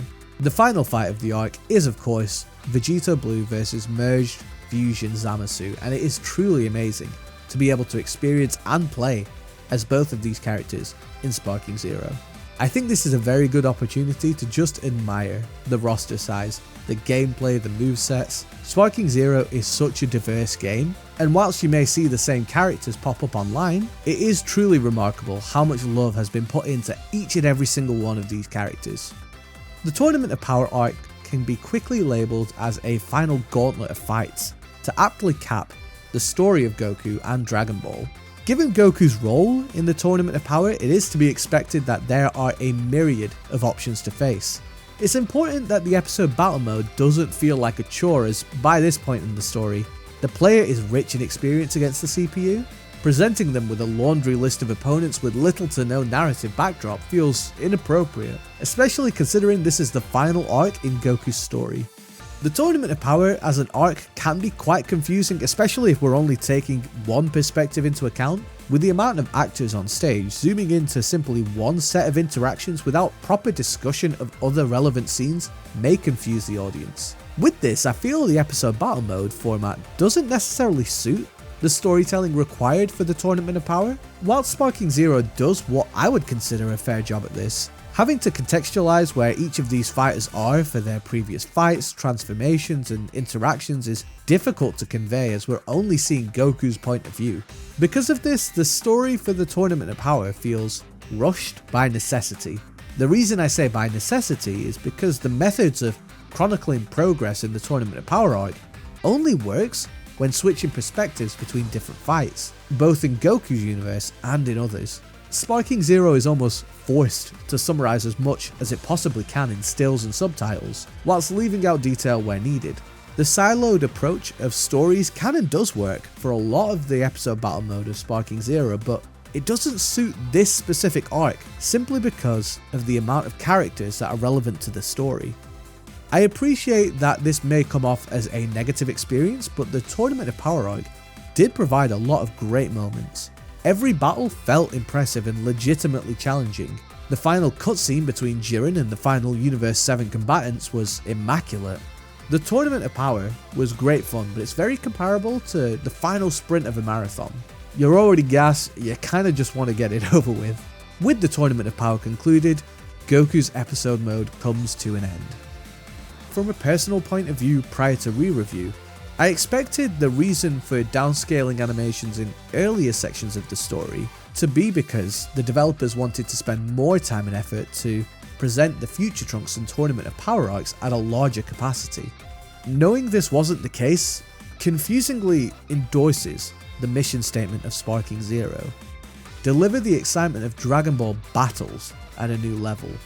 Whilst it may be unfair to say that the episode battle mode story was secondary to this, the focus for Sparking Zero in any and all modes has been and always will be the battle mechanics and the longevity that can provide to Sparking Zero. Tempering expectations for the story presentation feels much more appropriate, and upon reflection and comprehension of this, the implementation of the episode battle mode is a lot more understandable. Put an emphasis on the battles, and the story is there as a simple contextual piece rather than a more broad and defined presentation at a new level. Whilst the graphical enhancements add a swathe of improvement to Sparking Zero's story, it was never the focus. It was about reliving the battles, not the story. As mentioned earlier, Goku's episode battle is one of many, 8 in total to be exact, but the concepts will remain the same throughout. The fights are quality, they look beautiful, but the story is a little average. I'll go through the rest of the episode battles quickly to summarize my thoughts, but generally speaking, if you play through Goku's episode battle mode, you probably don't have the energy to play through 7 more story modes, and you probably don't need to. As I mentioned slightly earlier, the rest of the episode battle mode is quite consistent with what was presented in Goku's story from a mechanic and narrative point of view. But there are still a lot of design and story choices to discuss in the remaining stories. Vegeta's episode battle is very confusing. Most, if not all, Dragon Ball fans would consider Vegeta the secondary main character to Goku, and arguably the one character in Dragon Ball Z that had a fantastically designed and well written character arc, from power-hungry Saiyan to compassionate family man. Within Vegeta's story, there have been many points of moral fluctuation. Goku's Super Saiyan transformation, his power-hungry, selfish agreement with Babidi, overcoming his pride to fuse with his once sworn enemy. Vegeta has so much potential as a character, and his episode battle is a slight injustice. Vegeta's story strangely starts at the Namek Saga rather than the Saiyan Saga where he was introduced. One thing I absolutely adore that some games implement is the ability to review a laborious fight from the other side. I'm probably going to regret bringing this up, but Sonic vs Silver in Sonic 06 is the perfect example of this. The fight as Sonic vs Silver is unbearable, it's basically unplayable. The fight when you eventually play as Silver against Sonic is BAFTA award-winning comedy of the year. Being able to play as Great Ape Vegeta against the hapless, standard build Goku would have been a wonderful feeling, but it isn't to be. Alongside the Namek saga, we also navigate the Android and Boo sagas within Vegeta's episode battle, but Sparking Zero inexplicably ends Vegeta's canon story at the end of Z, meaning there's no story from Vegeta's perspective for the Frieza's Resurrection saga, Future Trunks saga, or the Tournament of Power saga. The argument could be made that Vegeta is playable in section of Goku's episode battle, so rehashing the same story may feel redundant, and to be honest, do you really want to play through 12 Zamasu fights as Vegeta instead of Goku again? However, to diminish Vegeta's contributions to Super as a secondary unit to Goku feels... I mean, I guess it's appropriate, but I'm not happy about it. Give me the fight against Toppo. That alone makes the choice bewildering in my opinion. On the contrary, the what-if alternative scenarios in Vegeta's story are brilliant, first of which leads from the hyperbolic time chamber session between Vegeta and his son Trunks. If you're able to reduce Trunks' health quickly enough, you can follow a path that sees Vegeta exceed any level of power describable at this stage in the story. Side note, this mission is near impossible. I don't know why the time constraint was as lean as it was here, but I must have restarted this mission more than any other in the game. As the strongest soldier in the Cell games, it's down to Vegeta to stop Cell. A scene so elegantly portrayed through a brilliantly composed Sparking episode animation that sees Vegeta's final flash against Cell's perfect Kamehameha. Trunks joins Vegeta in overpowering Cell with a father-son final flash, in a legitimately touching moment between the two, documenting how well their relationship has bonded through the art of training. Another fantastic alternate path is Vegeta's overcoming of Babidi's mind control in the Boo saga. He eventually disposes of Deborah and Babidi, with the latter fight being a fight I did not expect. It was a steamroll, truly a great feeling. This ends with a great fight at the tournament arena between Goku and Vegeta, with Goku eventually revealing his Super Saiyan 3 power. Vegeta, obviously cross at the prospect of Goku getting ahead of him again, vows to never stop training until he dies, by which point he can rematch him in the afterlife. In one of Goku's alternate paths, we also see a Super Saiyan Vegeta on planet Namek, still sporting his traditional Saiyan armor and scouter. Whilst not part of his episode battle, these alternate paths show the wealth of possibilities Vegeta as a character presents, and the episode battle barely scratched the surface with these because it didn't go into the super aspects of his story. What if Vegeta was the leader of the Universe 7 team in the Tournament of Power and supported the likes of Gohan and Frieza more? What if it was Vegeta who turned into a Super Saiyan God to fight against Beerus? What if Vegeta was able to defeat the few Zamasu alone? Could he be the one to save his son's future through his Saiyan power and pride alone?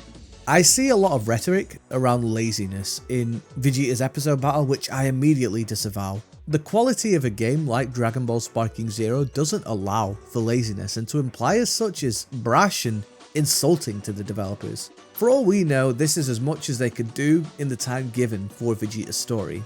That being said, I think it is fair to say that Vegeta's Dragon Ball Super story not being told is a shame, and not seeing Vegeta's alternate paths in Dragon Ball Super, knowing the quality of alternate paths we have already in his story, is a huge omission of potentially legendary Dragon Ball alternative lore. Keeping with the tradition of skipping arcs, Gohan's story starts in the Android saga rather than the Saiyan saga. I did consider whether this was a misstep, but after further thought, Gohan didn't really do a lot in the Saiyan or Namek sagas of Dragon Ball Z, did he? I'm sure it would have been fun to have a fight with Piccolo as Kid Gohan where the objective is to survive, but Gohan was a bit part contributor in his earlier days.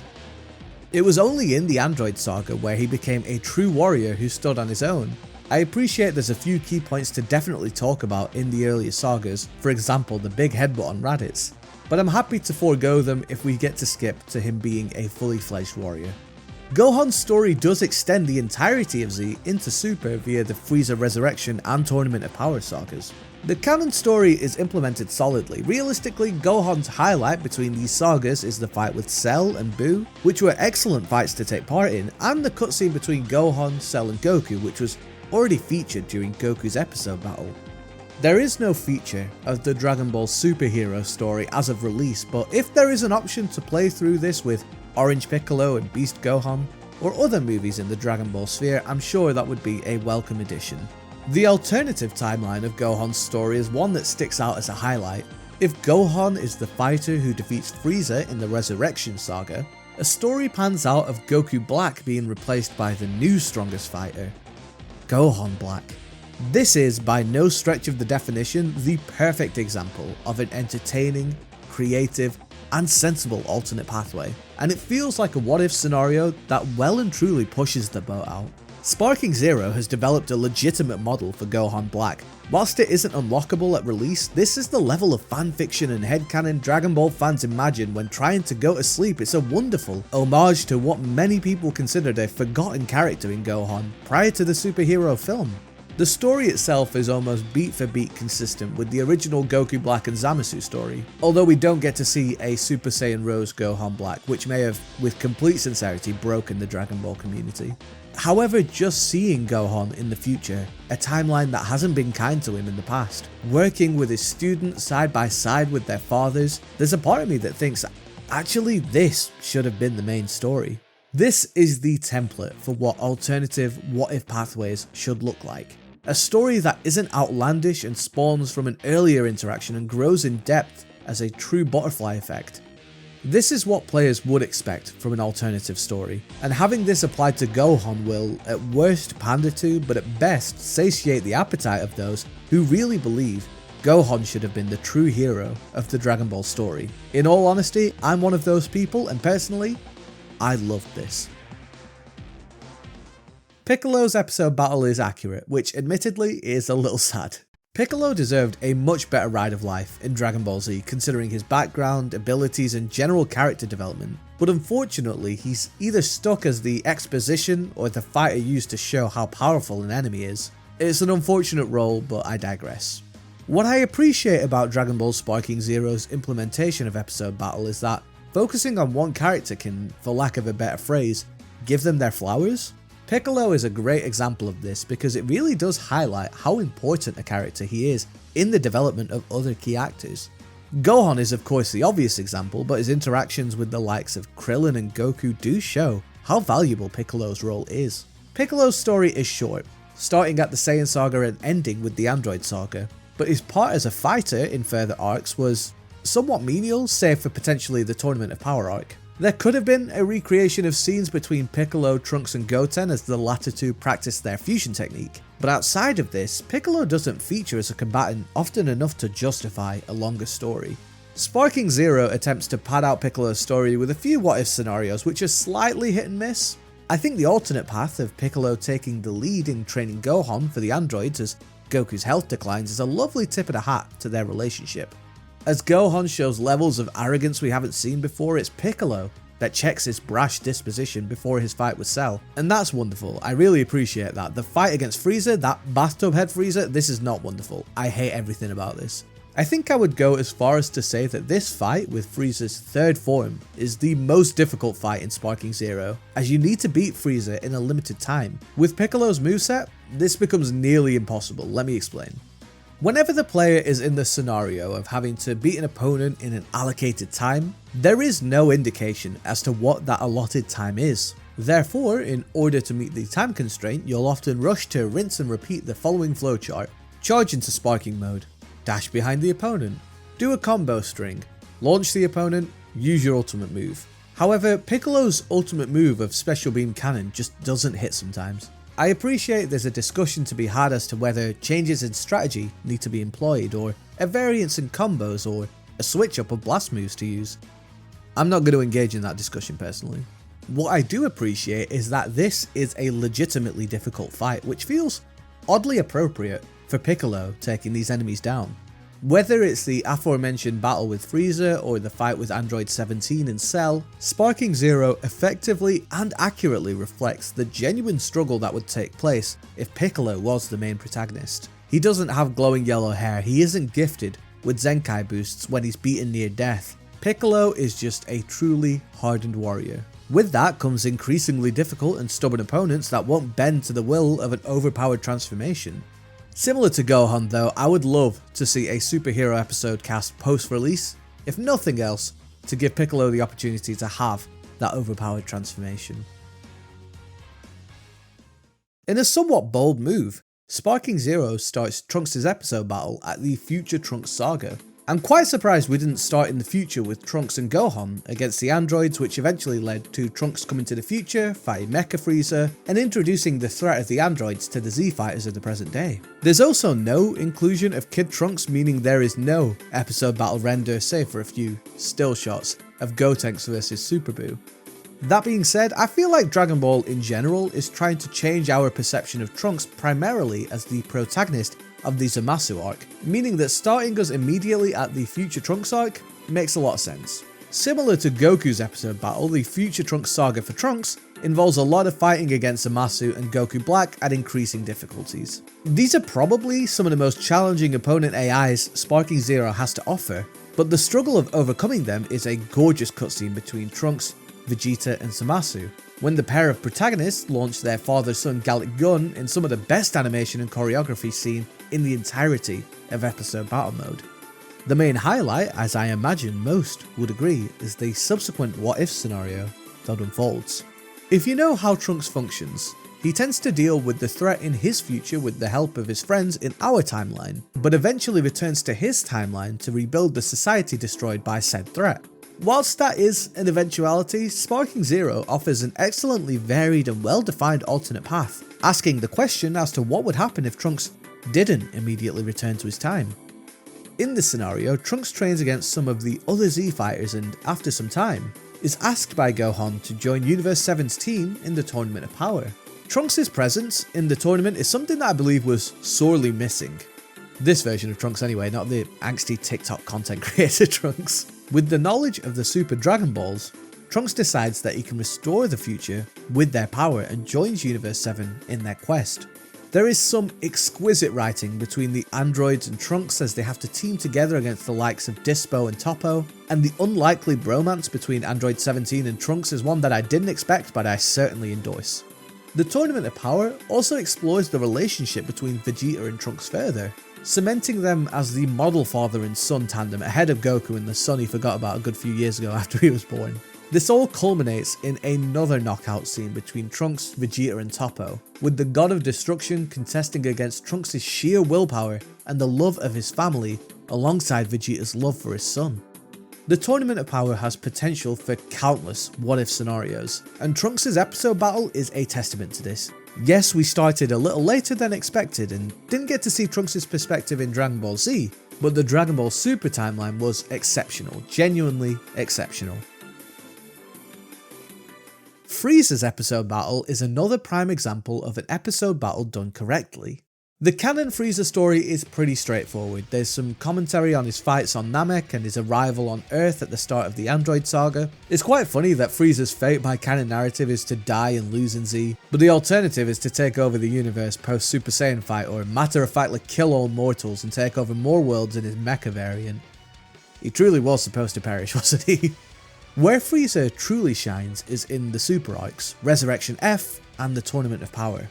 Frieza was essential to the progress of both of these arcs, and his representation in both his namesake saga and the Survival saga is presented strongly. Where this shines further is the what-if story that links the two together. Frieza is able to use his golden transformation to defeat both Super Saiyan Blue Goku and Vegeta, ultimately sealing the title of the strongest in the universe. Before he can destroy planet Earth, Beerus brokers a deal with Frieza to spare the planet in exchange for a couple of favours. Let him continue his wicked affairs, and allow him to revive his soldiers with the Dragon Balls. It is important for alternate scenarios to build an appropriate world around the titular episode battle character.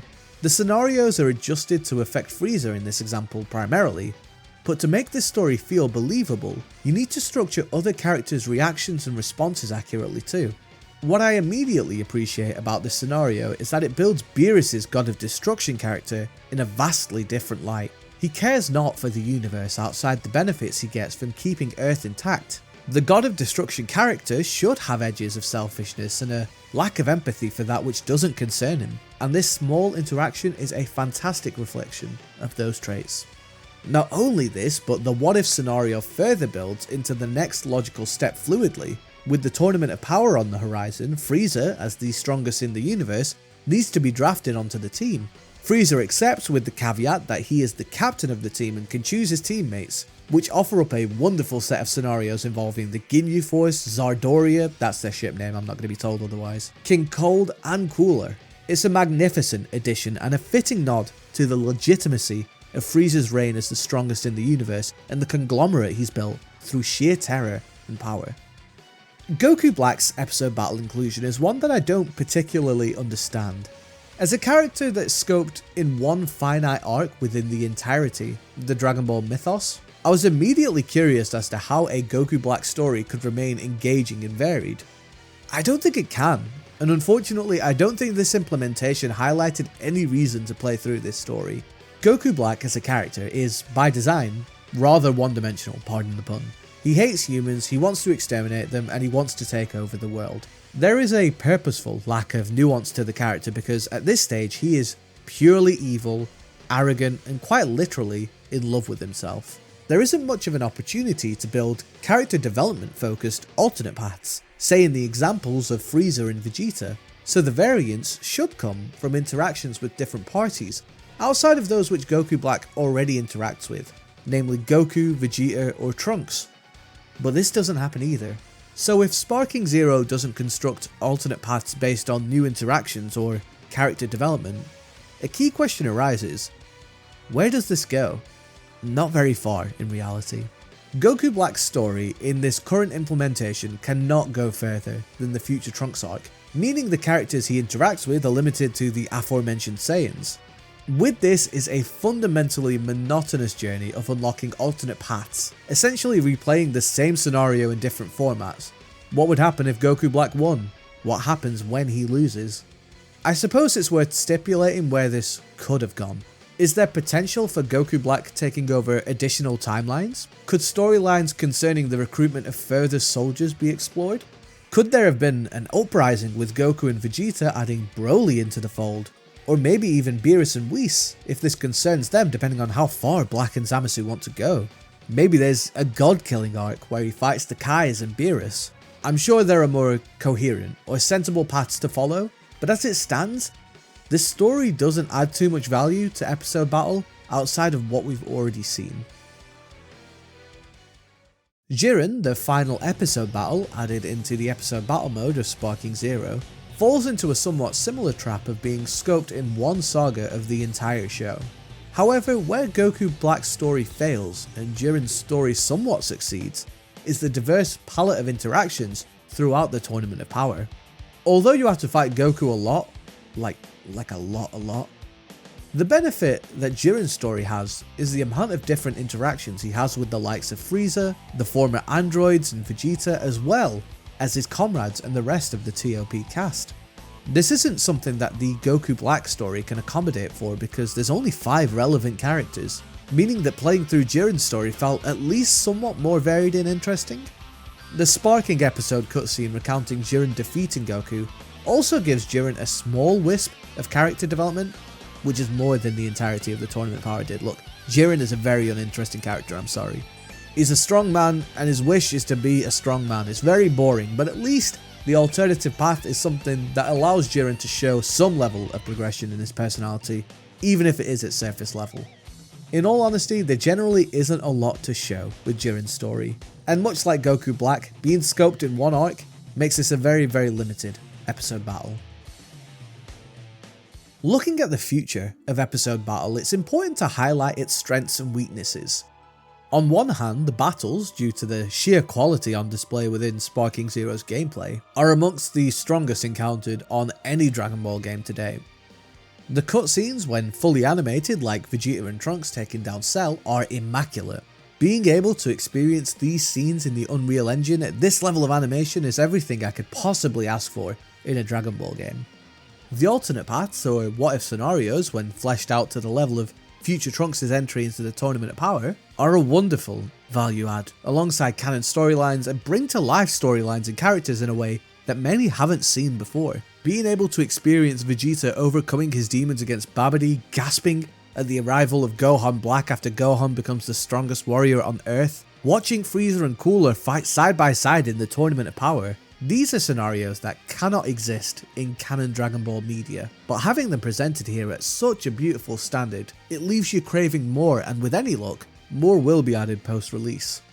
There are a lot of things that Sparking Zero's episode battle mode does right, but the main concern with this mode is its consistency and lack of presentation quality throughout.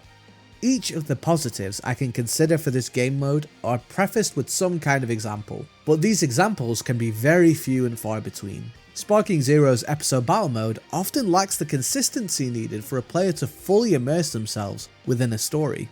With the majority of major cutscenes being implemented via still pictures, in-game screenshots, or conversations with little to no animation, the narration and backdrop behind fights can feel secondary, somewhat cumbersome, and almost unneeded.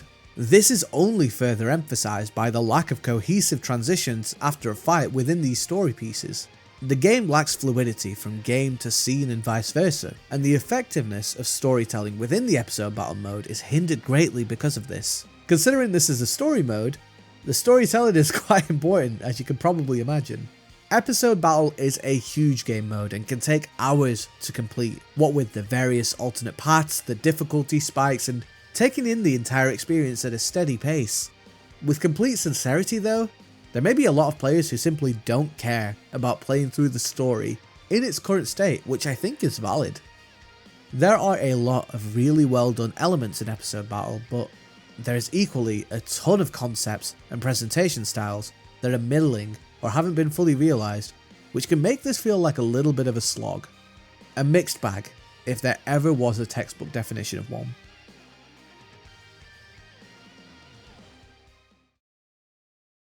The main attraction of Dragon Ball Sparking Zero is the brawls, the melees, the ultimates? Never mind. Fighting is what this game is all about, and there are ample opportunities to experience fights. There is of course the standard versus mode where you can play against a CPU opponent 1 versus 1 or team versus team. A Saga mission initially implied during the development of Dragon Ball Sparking Zero is the ability to play local multiplayer, thankfully something that wasn't followed through. However, this may have just been a sign of the times and an indictment on modern gaming culture more than anything else.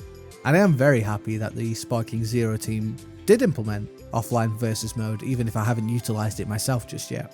Gaming as a genre has moved very quickly towards massively multiplayer focused games.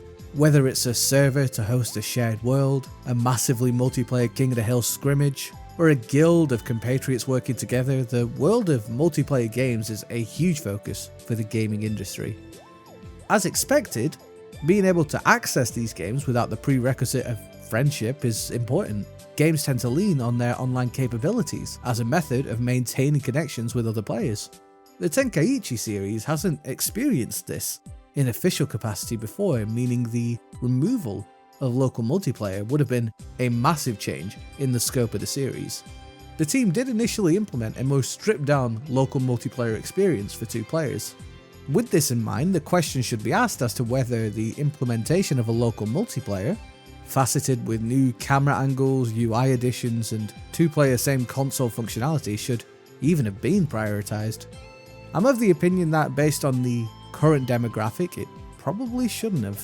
This isn't because I'm opposed to visiting a friend to play together, quite the contrary, I love friends. I heartily welcome the feature, but we have to consider who this game is for. PC, Xbox and PlayStation players will, more often than not, engage in multiplayer online functions than, say, Nintendo players.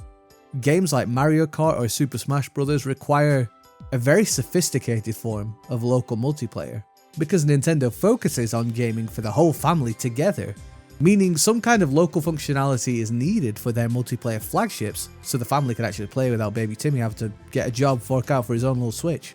I wouldn't say that this is the same with something like a PlayStation or a PC. Whilst it's nice as a value add, the larger PlayStation demographic will look to play online rather than locally.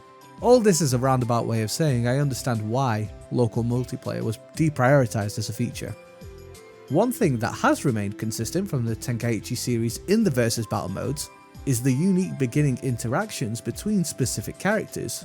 When you load up for a fight on or offline, the player will usually be treated to a little starting quip from each character before launching into action. This is usually a default line or a set of default lines that are chosen at random. However, there are certain pairings that when faced off against each other will have a unique line between them.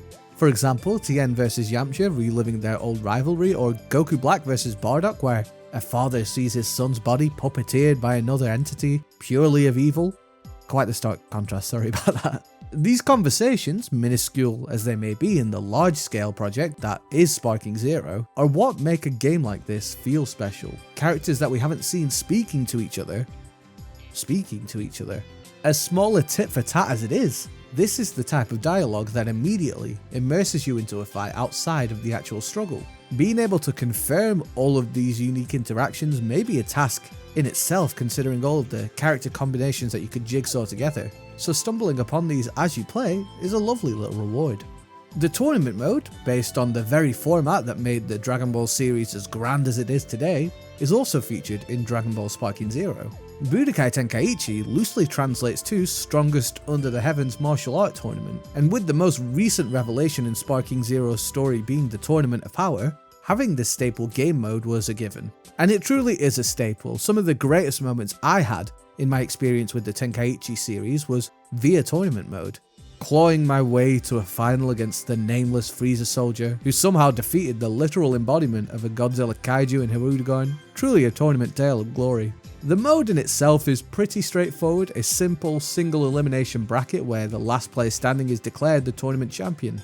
There are a collection of preset tournaments, recreating formats seen in the show, each with their own set of restrictions on character selections, stages, recoveries, and out of bounds options. You can also create your own tournament to create a rule set more akin to your preferences, but outside of this there isn't too much to speak about in this game mode. We've already spoken about the nuances of fighting throughout, and the tournament mode is essentially a shuffled playlist of these fights. It's an okay mode, and there's always potential for further tournament rule sets to be created post-release. Personally, I'm very glad that this mode still exists. I half expected it to be omitted or implemented at the minimum viable product version, and I'll definitely compete against the strongest in the galaxy from time to time. I can't miss the chance to fight in the finals against such esteemed combatants as Base Form Kale that beat both God Goku and Broly on her way to the finals. The main attraction of Dragon Ball Sparking Zero has been and will continue to be its online mode, playing against others around the world, proving who, technically, is the strongest under the heavens. I want to preface this whole segment by stating immediately that I am terrible against other players. I do not have the technical chops or acumen to keep up with a lot of the genuinely incredible players of the world, but I do enjoy playing from time to time.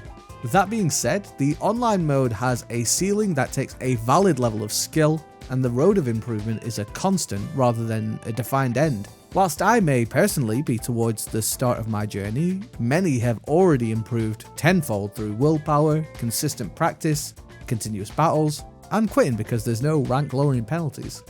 It's honestly very humbling playing against a better player who can show you how to play the game in a different way, especially when the extent of my involvement with Sparking Zero fights has been against CPUs that power down when Sparking mode activates. Online is very similar to offline in that it offers two main modes of battle, 1v1 and DP based team fights. As you would expect, characters like Super Saiyan 4 Gogeta, Ultra Instinct Goku, and Super Vegeta absolutely dominate the character pool, especially in a 1v1 format. There isn't any level of banding or tiering implemented into matchmaking, so venturing into the wilds of online shows no mercy. Players will pick the best characters available to them if possible. DP battles are moderately more balanced in that a team will have either an even distribution of DP between 3 or 4 fighters, 2 fighters with strong DP, or one of the aforementioned 1v1 stalwarts with Yajirobe in the back or something. The game lacks balance. The expectations were very clear before release. Maybe I'm just quite jaded, but I just cannot expect people to play with honor or integrity online. It's a little bit of a naive mindset. Of course it's welcomed when encountered, but if you give everyone the latest smartphone and become frustrated when people aren't using the rotary options, you're fighting an uphill battle. You're ringing the wrong landline, let's move on. There are a few specific techniques that are paramount to any semblance of success online, not that I've found any level of success. Vanishes are the name of the online game. You need to become more proficient in the art of vanishes, as they are key to defense in any fight. Oftentimes, matches quickly become vanish after vanish after vanish, which presents a bit of an issue in the quality of matches. It's very impressive to see players perform this action consistently, and the key management needed to maintain vanishes is a skill in and of itself. But I do think there should be some form of progression in this mechanic, whether it's a limit of vanishes per interaction before some kind of clash, or simply making the window of vanishes smaller by decreasing the frame of action per iteration. Adding an additional layer of complexity may make these vanishes feel more exciting than the current implementation. Perception is also huge alongside vanishes. Perception as a technique is incredibly pleasing on the eye, but the amount of ki it reduces makes it a particularly helpful option, especially knowing that it can be procced outside of a standard guard. Whilst not as polarizing a mechanic as something like vanishes, it's an important option to master. This is both in reference to its timing and its usage, as ki blasts and grabs, two very underrated options that all players should utilize, can render perception useless. Z counters are absurd. This is something that every online player needs to implement into their defensive game immediately. Players will often use a dash to get behind their opponent and begin their combos whilst their opponent isn't facing them and can't guard. By this point, a player's best bet is to utilize a Z counter, a heavy armored combo interrupter that can be activated with your opponent both in front of you or behind you, if timed to an opponent's hit. This is arguably the most important technique to master, as it takes zero resources and can counter stray hits, standard combos, sparking combos, vanishes, and cannot be countered by perception. Having this in your arsenal online, I mean look, you will die a Yamcha-like death if you don't, just put it that way. Ki and skill points as resources are incredibly valuable. I mentioned a little earlier that ki is king. That isn't just a passing phrase. Ki is integral to movement, attacking, and defending. Firing ki blasts to interrupt your opponent charging and spamming ki blasts during sparking mode for damage are two very effective ways to evade opponents' Z counters and come with little to no cooldown or startup frames. Skill points are also very valuable, and there are some skills that are leagues ahead of others. After image to instant evade attacks, and skills that are used to refill ki in whatever way are incredibly useful during a fight, whereas the skills that buff characters mid-fight are somewhat average, mainly due to the cost and the speed in which their effects disappear. You may infer from the discussion so far that learning and improving defensive inputs and options is arguably more important than offense. I'm not sure I necessarily agree with this. Combo strings and follow-ups are two of the easier things in the game to learn about from a basic standpoint, but the nuance of improvement arises when considering mix-ups and timings. Knowing when to use each combo and when to stagger the timing of your attacks with ki blasts or strafing around your opponent requires a level of knowledge and experience outside of mindlessly pressing a single button. There is one thing I've deferred on talking about until now. Online battles are extremely fun for some, and they offer a lot of areas to improve, but there is one huge issue with the mode. The amount of players that quit games in the middle of a fight, often when they're losing, is astounding. This isn't an allegation against Sparking Zero, its functionality, or mechanics. There's simply a swathe of players that choose not to finish, as it doesn't affect your rank or win-loss ratio. I know it's easy to point fingers at the developers and levy the accusation of no proper punishment for quitting, but I do understand why there could be a lack of penalties. Connections can vary, server accessibility could fluctuate, and if players disconnect for whatever reason, decreasing their online ranking feels a little harsh. The developers have implemented, from what I can only assume, a tracker of sorts that does monitor mid-match leavers, with an option for players who finish games as a preference in matchmaking. It's a shame that people leave games so regularly, but ultimately it's their choice if they don't want to stay. There's nothing that Sparking Zero as a game can really do about that. Having them almost banned into their own section of frequent flyers is quite funny to consider though, and maybe they can finish a game between them at some point in the future. With that being said, there absolutely needs to be some sort of inclusion of penalty for those who tend to leave more often than not. whilst we talk online, I thought it would be appropriate to talk about the competitive viability of Sparking Zero at a higher level. Whilst I'm aware of the existence of tournaments that I've already ran, it's hard for me to envision a world in which Sparking Zero would be on the competitive stage with thousands entering. I certainly wouldn't make that a definitive statement because there are many opportunities to patch and change a game to become more intuitive to a competitive tournament-based environment, such as standard nerfs to characters like Super Vegeta or Gogeta, and buffs to a lot of other characters. The important thing, in my opinion, to know with Sparking Zero is that the development team did not design this game with a tried and true competitive foundation. And whilst there are games that have still succeeded with that caveat, they are very few and far between. Super Smash Bros. Melee is an exception to the rule, and sure, Digimon Rumble Arena 2 and Simpsons Wrestling can be competitive, but not to the level of a game with balanced fighting-based competition at the heart of its design, such as Street Fighter or Tekken. Dragon Ball has a competitively designed fighting game on the market already in DBZ Fighters. That's where I assume they envision a lot of the players getting the competitive kick, rather than here with Sparking Zero. There's also a key question of viewer sustainability in a format that would likely be dominated by 5 or 6 key characters super countering out of any and all combos followed by a Vanish War. Is that fun to watch? I'm not sure. It's very impressive, don't get me wrong. The skill required to play Sparking Zero at such a high level is incredible, but watching it doesn't sound interesting in prospect. I understand that's quite an oversimplification and wide net to cast over many different strategies and competitive minutiae that Sparking Zero can offer, but if the developers say it's not intended to be a balanced game and the current meta is quite linear both in characters and gameplay, it's hard to justify why it would be successful in this space. Again, not to say it could never happen, but at the time of writing in its current inception, Sparking Zero is less a competitive esport than it is a competitive game. I suppose the somewhat frustrating outcome of this is that Dragon Ball Sparking Zero has an endgame state, at this point in time, that is fundamentally flawed. Once the single player experience is complete, you are destined for online fights with little to no filtering, no punishment for those who leave early, in a roster that's wholly imbalanced. It doesn't lend itself to being an exciting prospect, I'll tell you that much.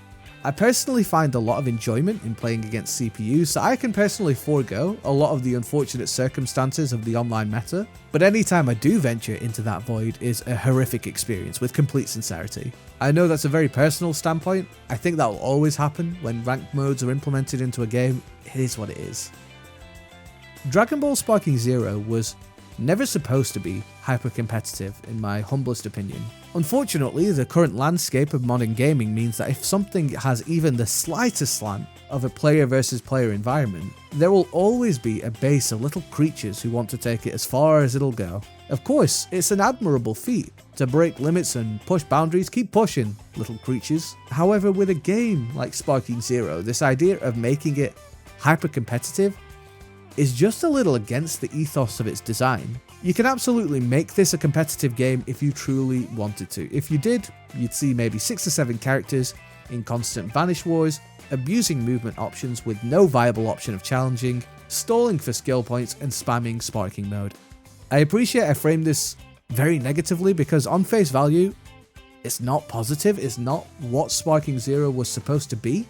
In my personal point of view, it's almost the antithesis of the mindless fun with a larger roster of characters. Ultimately, there is no wrong way to play Dragon Ball Sparking Zero, but the meta currently presiding as the advertisement for those who wish to improve their player versus player skill is not one that I can personally buy into. Thankfully, Sparking Zero does have an online mode not concerned with rankings in the player mode, but the queuing system has been removed in place of rooms to allow for rotations. I found much more diversity of character in this mode, but getting into a set of consistent games can be tough with rooms filling up or people simply not being active to start. You do have the opportunity to launch into training mode whilst you wait, which is a thoughtful addition, and the games can come thick and fast when you're in an active lobby. The UI in this mode is strangely implemented. Players who are simply looking for a quick match won't use 90% of these controls, and there's nothing quick about this, the label of the tin lied. I'm a little unsure as to why this room-based option wasn't implemented alongside a casual non-ranked queue. Surely the same system could be used from the ranked mode, except removing any reference to increasing or decreasing ranks. In any case, I personally don't think online is the main game mode for me, and it's entirely a skill issue. It's incredibly frustrating simply because I struggle to match the same inputs online that I do offline.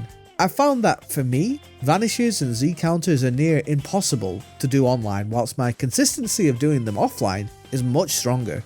The lack of rollback netcode alongside my painfully average internet connection means that online fights often end in exhaustion.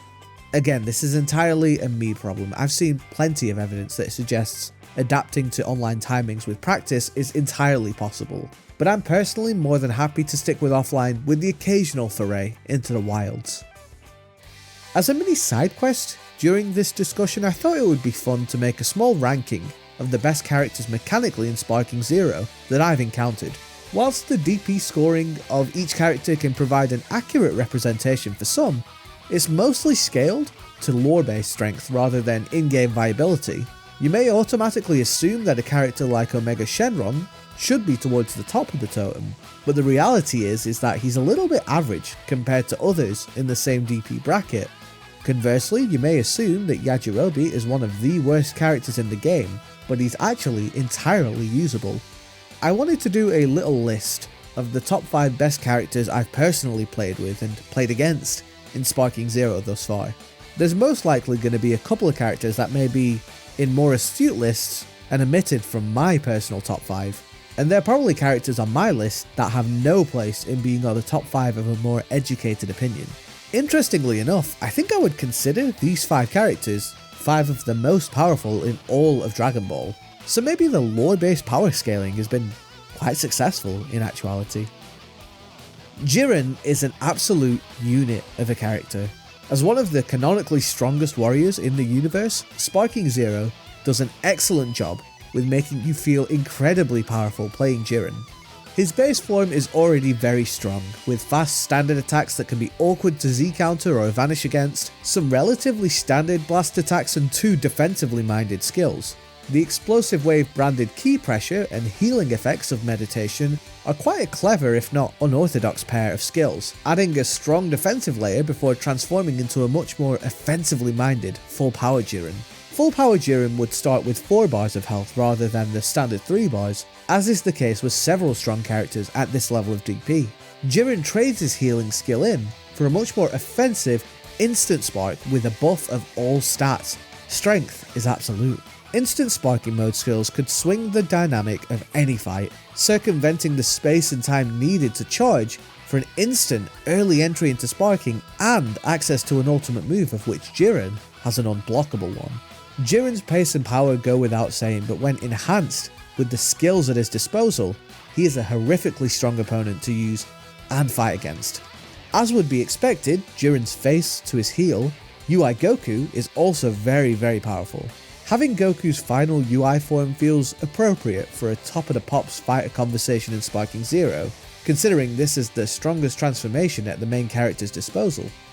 UI Goku is quite similar to Jiren, absurdly strong, blindingly fast, and also has access to a skill for instant sparking in no backing down that also buffs his attack, defense, ki charge and ki blasts, just in case he wasn't strong enough as is.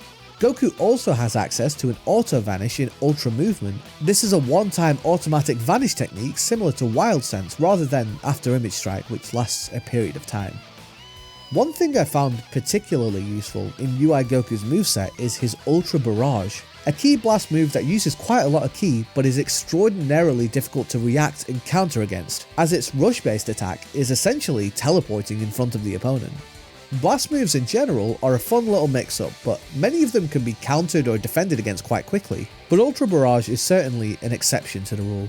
On top of this, UI Goku has an inbuilt auto dodge for melee attacks, meaning you can offset any guard-based mix-up more than usual at the cost of ki. With complete sincerity, you see characters like UI Goku and God truly has his favourites. This one might be slightly more of a cop-out, but I would consider both Z Broly and Super Broly exceptionally strong, and I could add them as one entrant into the list. Their base forms in DP mode are rated at a measly 5 DP, meaning you could feature Broly alongside any of the cast in their final forms if required.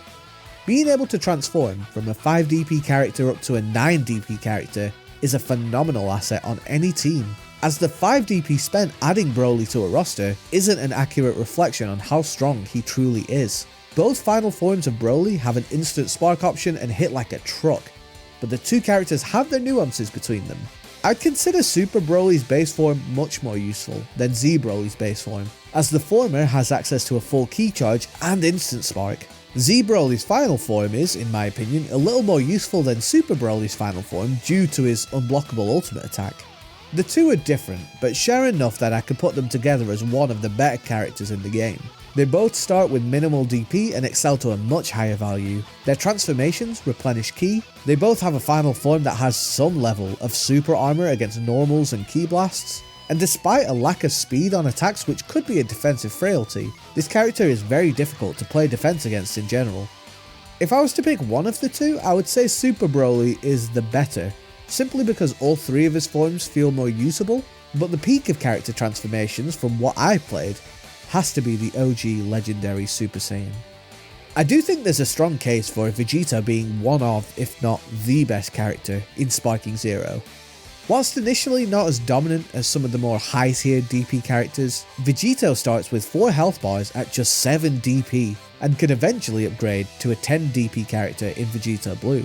However, where Vegeta truly shines is with his Super Vegeta form, which sports the exceedingly ignorant After Image Strike as one of his skills.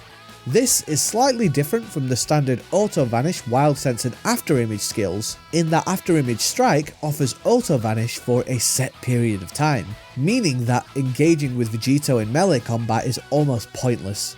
For further context, Wild Sense, After Image and similar skills aren't uncommon. Many Sparking Zero cast members have this available to them. However, After Image Strike is much more exclusive, being limited to a fraction of the roster and a very underpowered fraction at that. Super Vegeta is head and shoulders above any other After Image Strike user, and looking at the rest of the characters that have this skill, I'm genuinely shocked the developers added this to a character of his level. Of course, there's Vegeta's ability to transform into Super Saiyan Blue, but with complete sincerity, I found Super Vegeta a much more cohesive character to use. Super Saiyan Blue Vegeta boasts one of the top stat lines in the game, but Super Vegeta's access to After Image Strike is such an asset that Blue's skills are a little tame in comparison. Not to say that they're useless, an uninterruptible full key charge alongside a standard buff are very helpful skills, but After Image Strike on a character like Super Vegeta at his level feels unfair. There was a time where Super Saiyan 4 Gogeta was the epitome of strength in the Dragon Ball universe. I don't know how true that is in the current mythos with all the blue hair flying around these days, but the red-haired version of the peak of power is the definition of quality in Sparking Zero. Super Saiyan 4 Gogeta's stats are amongst the highest ranking in the entirety of the roster, and with access to instant spark with buffs, Wild Sense for Auto Vanish, 4 health bars and some of the fastest normals in the game, it's a wonder why you would opt for 99% of the cast over Super Saiyan 4 Gogeta in singles. Thankfully, his DP rating of 10 is tied at the highest in the game, and with no viable opportunity to transform into Super Saiyan 4 Gogeta, players will have to compromise at least some of their team. Whether it's from a quality or quantity perspective, if you want to use Super Saiyan 4 Gogeta on your team, you'll have to accommodate for him. But if you do end up accommodating for him, he is nothing short of a demon online, both playing as or playing against him. As a standalone character, I would venture to say that Super Saiyan 4 Gogeta may be the strongest in the complete roster of Sparking Zero. Outside of DP value, I don't think there's an actual downside to a character like this, especially in fights. With Jiren, there's a slight imbalance of skills that could put you on the back foot during a fight. Broly is a tad slow, meaning there's a sounder opportunity to Z-counter some of his normals. UI Goku has to expand ki for his auto dodge, which can make ki management a little bit tougher, and Vegeta's stronger forms don't have access to an instant spark move. After playing Super Saiyan 4 Gogeta, I frankly cannot find a weakness he possesses. He might just be the best character in the game. There is a variable smorgasbord of characters on offer within Sparking Zero, and whilst these are some of the better characters I've found, I do feel a little more at home with others.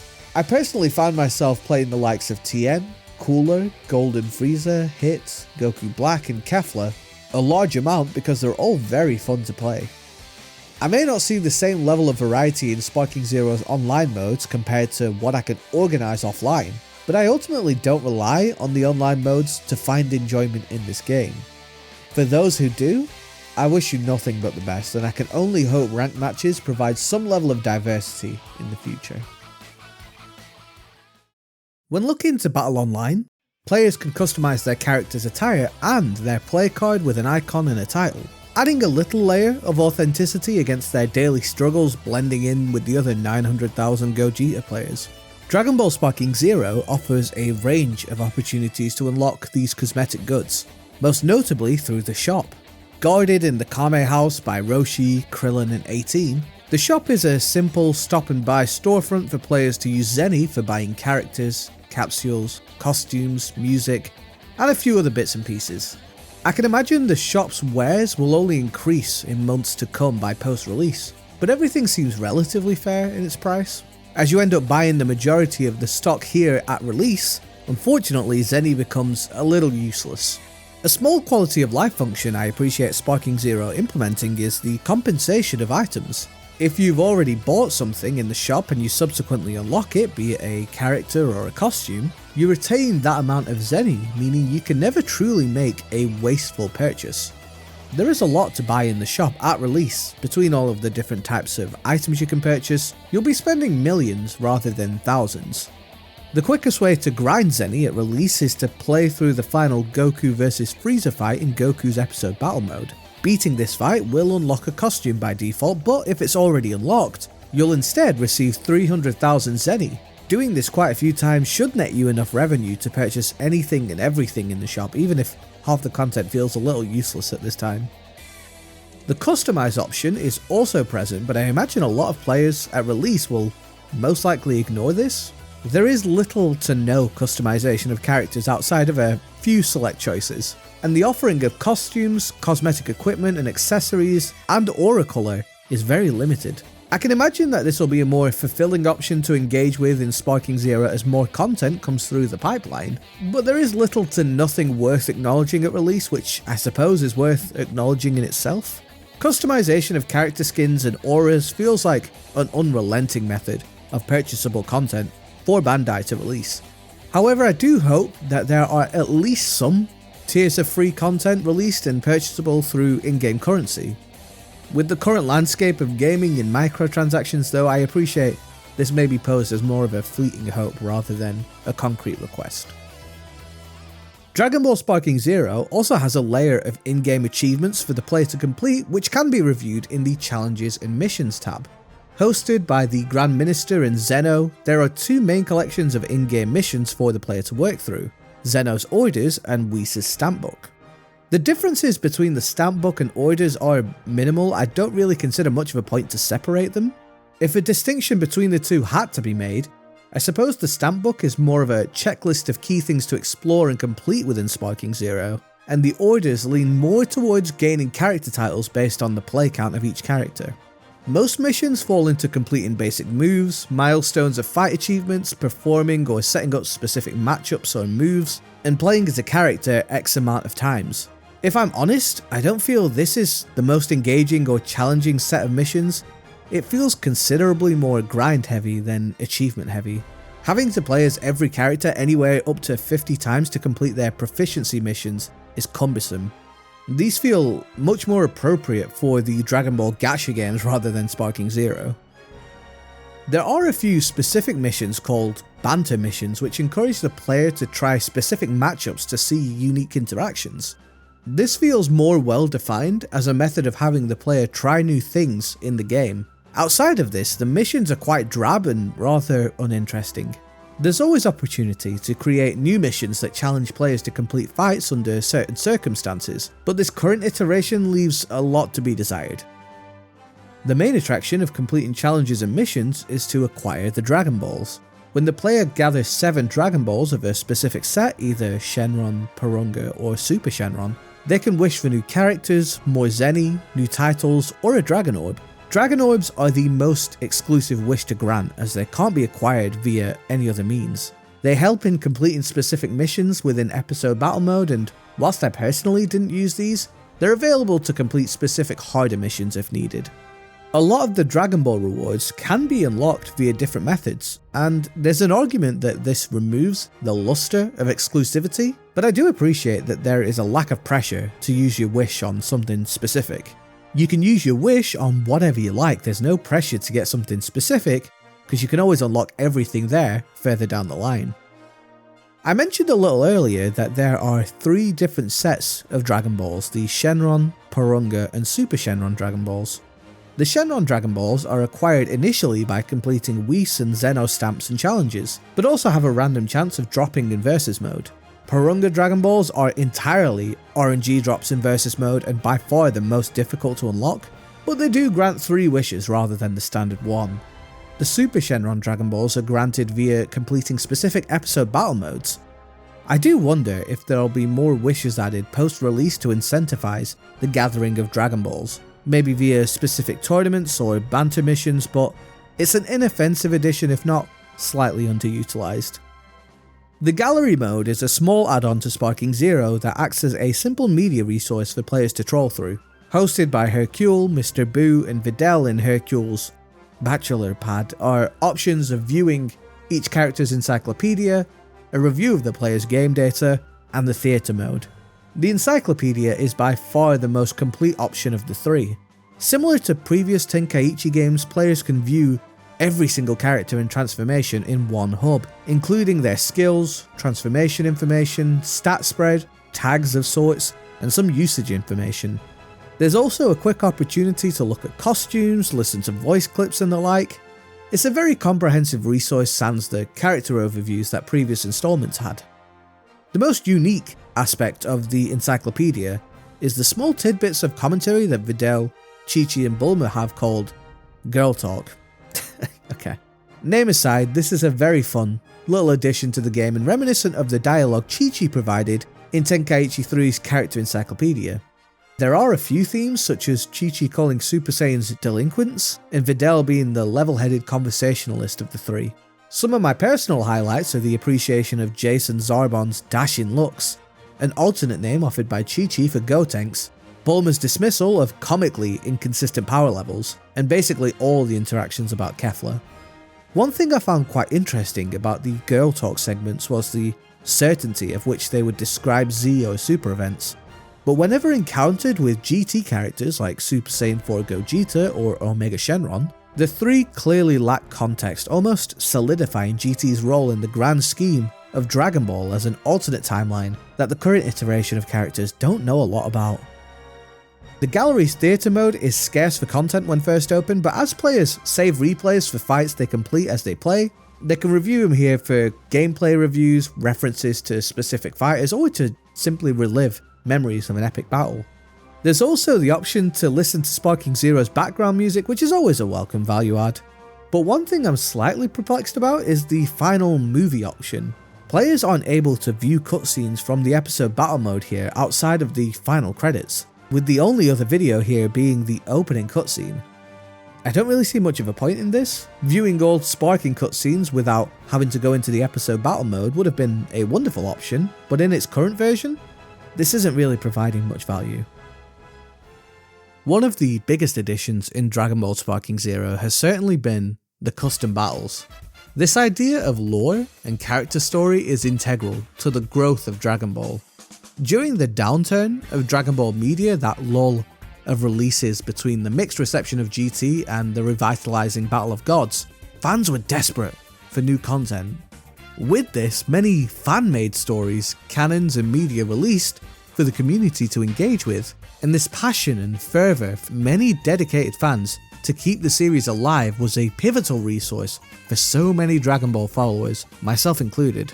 I'd argue that without this creative stream of content and discussion, the Dragon Ball series may have never come back again. Of course, the dream of any Dragon Ball enjoyer was to model this in a game, Speaking personally, and I truly hope someone can relate to this, I would play something like Budokai Tenkaichi 2 or 3, imagine the dialogue in my head between two characters, then jump into versus mode and have the two characters face off. Whilst that is an option to continue with, Dragon Ball Sparking Zero included a custom battle mode. This is a remarkably expansive mode that allows players to create their own fights with additional cutscene backdrops, similar to what you've seen in episode battle mode. These can then be shared with the rest of the world and players can play each other's stories, seemingly creating an endless font of content. Within the custom battle mode of Dragon Ball Sparking Zero, there are a set of bonus battles. These are a set of missions created by the developer team, assumedly, in the custom battle mode engine, acting as both an example for what can be created in the mode, but also some additional content that you can use to get a few extra unlockables. At release, the developers have created 37 bonus battles for players to complete, some of which are entry level, others of which are moderately challenging, and some of which are frustratingly difficult. Of course, the other side of the custom battle mode is the ability for a player to then create their own custom episodes.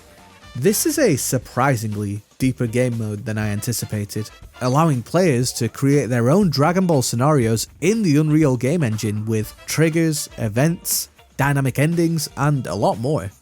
This is a very complete resource in the features it provides, and after completing a simple story with Goku Black and Zamasu against the Z villains, I'm incredibly excited to learn more about custom episodes, and certainly playing more custom episodes as people learn this mode more.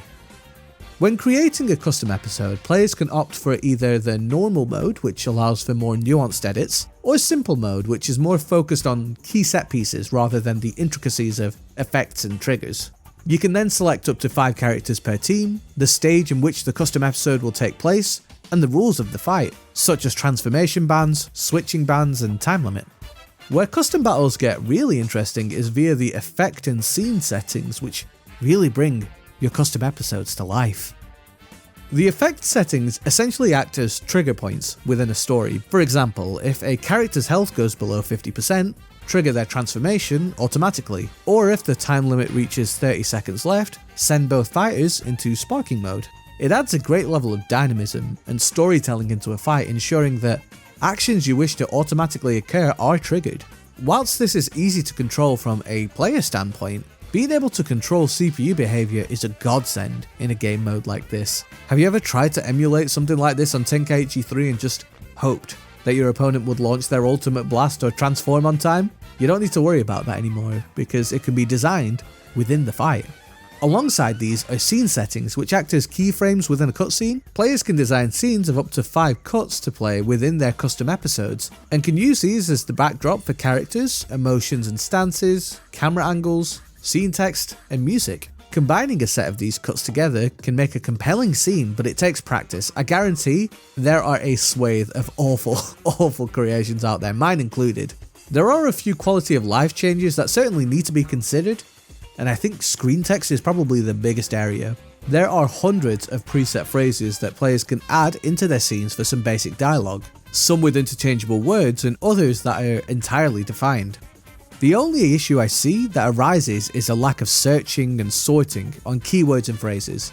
There's no way to search by keyword or sort alphabetically or access recently used phrases, which feels like a little bit of an oversight. Having to scroll pages of names to find Frieza every time is a lot, and having to go through every single phrase to find the one you think would fit best, it's just a little absurd.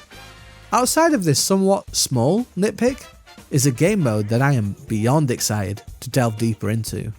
I made my own custom battle of Goku Black and Zamasu versus Frieza, Cell and Buu, and the process of designing, testing, and subsequently releasing it into the wild was one that was quite fulfilling. I enjoyed it thoroughly, and I'm excited to create more of these stories, but also experience what the rest of the community conjures up.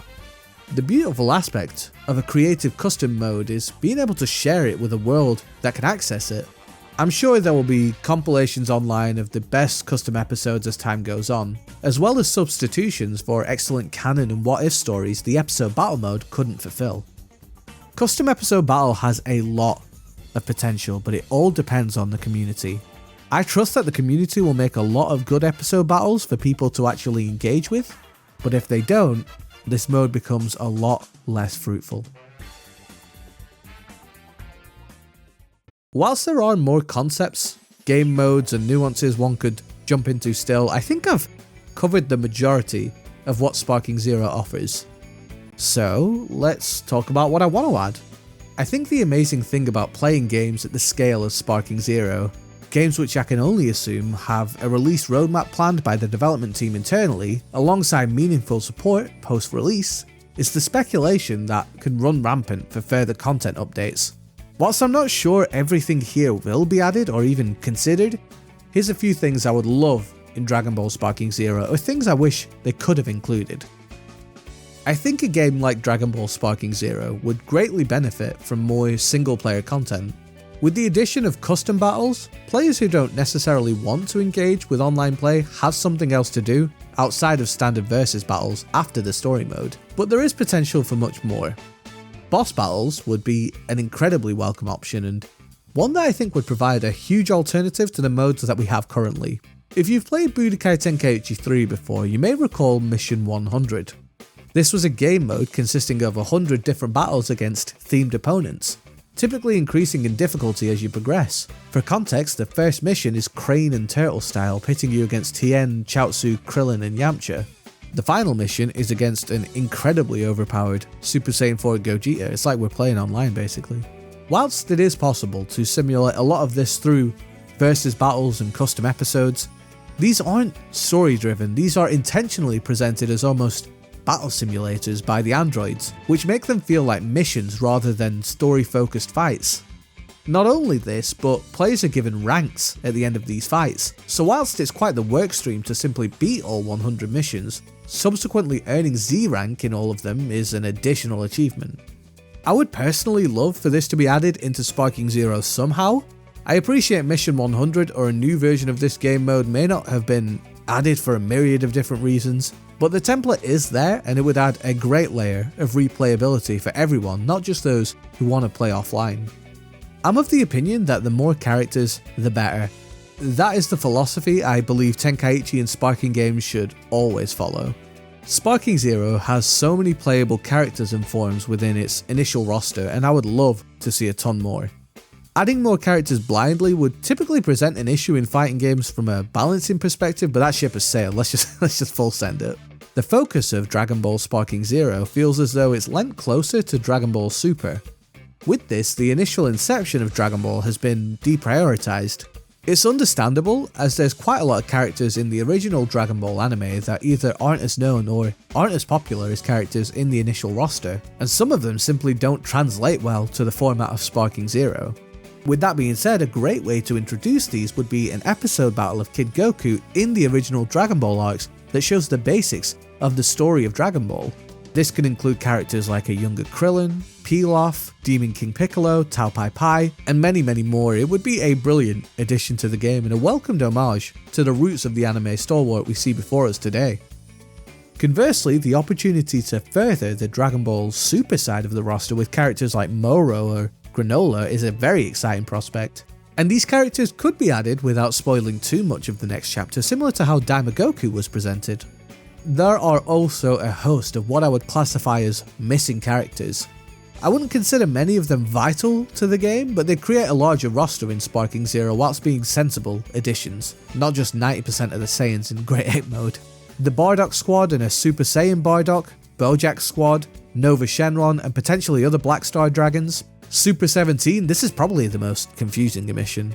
Supreme Kai, Piccolo, Gohan Black, I could go on and on, but considering Sparking Zero hasn't presented its final roster, there's every chance all of these characters are added at some point in time. If that's the case, I'll be very happy. Almost an inevitability rather than a wish on a shooting star. More content to customize the look of fighters would be a valued addition. Being able to see all of the unique cosmetic combinations that players have, both aesthetic and horrific, would add a sense of identity to online fights. Just make sure to add a toggle of removing any visual quirks if possible for accessibility if nothing else. There is also the conversation on costumes. I'm truly perplexed as to the base game selection of additional costumes considering the breadth of characters. I suppose the glass half full way of looking at this is that there's a lot of potential in this area, and Sparking Zero can really further engagement with free tier content buyable at the store with this mountain of Zeni I've got literally nothing to do with. Of course, there is the unavoidable concept of premium content, premium skins, premium accessories. I don't necessarily want this, but it's almost guaranteed and I have to accept it. In any case, more visual customization is definitely needed outside of Goku with ripped top and Android 18. It's something I've already mentioned in passing, but whilst there are a good amount of stages at present, more maps are always a positive.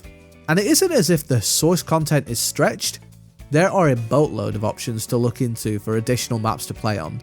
In the initial release, Sparking Zero presented just 12 maps, which is quite paltry in comparison to Tenkaichi 3, which released with nearly double the amount.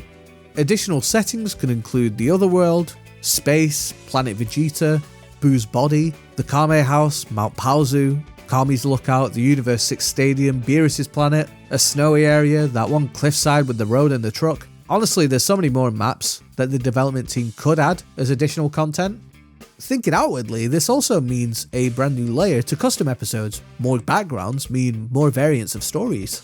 With the breadth and size of current maps, I don't imagine these would be released often, but a small release, even few and far between, would be greatly appreciated. As much as I have my gripes and criticisms of the episode battle mode in its current state, the more single player content available, the better, especially if further alternate paths and sparking stories are on the ticket.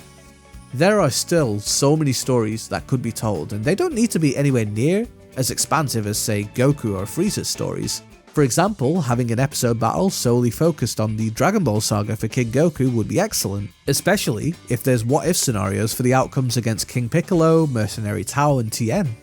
There could be an episode battle directed outside a specific character too.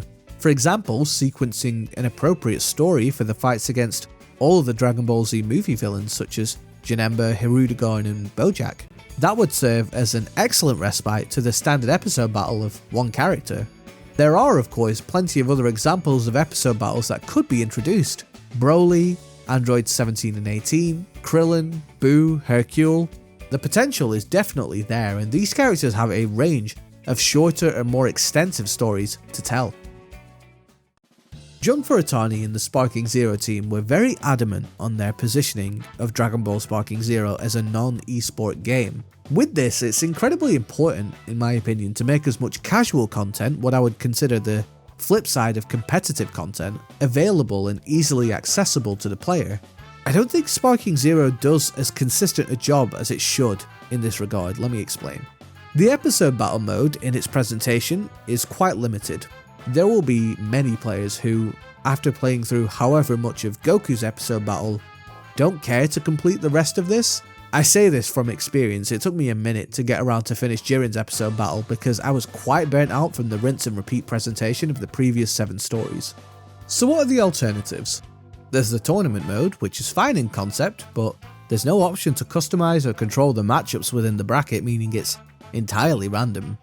There's also Custom Battle, which is certainly a more expansive game mode, but its presentation being entirely community driven can be a little bit more difficult to engage with. But that's it. That's all of the casual game modes to play outside of standard versus mode. The online play for Sparking Zero is intended to be the backbone of replayability alongside custom battles, both of which are entirely community based. Whilst this is a fantastic idea for the game's longevity, it does slightly alienate those who simply want to play in isolation. This is further exacerbated by little to no customization options outside of custom battle. Character builds are cumbersome to manage, the AI lacks manipulation, tournament entrants are all entirely random, DP is a set of fixed values, and there's no substantial themed rule sets or events. I don't mean to bash Sparking Zero, but I'm speaking as someone who doesn't have as much interest in playing online. Is this game for me? I don't know, it's hard to tell and I'm not too sure it is. I feel the messaging with Sparking Zero was slightly confused. The game is in a bit of a weird limbo, in that a large section of players will take this game as seriously as they can due to the ranking mechanics. For those who don't want to engage in this hyper-competitive field, there isn't a lot to do as the casual modes are limited and the online modes are incredibly, extremely intense. So how do you solve this? What steps could be taken to accommodate more casual players? Add more casual online options. It feels almost too obvious a solution, but adding in more lobby filters for specific DP characters or players with similar ranks and win rates will make online much more accessible. Providing the option to create custom lobbies with their own rule sets and character lists would be a huge boon for those who want variety online. I know these things take time to develop, and I don't mean to speak so flippantly about functionality that I imagine would take a considerable amount of effort to implement. I do think these suggestions could take the game further with those who wish to engage with online in a way that avoids hyper-competitive players who focus on the same few characters.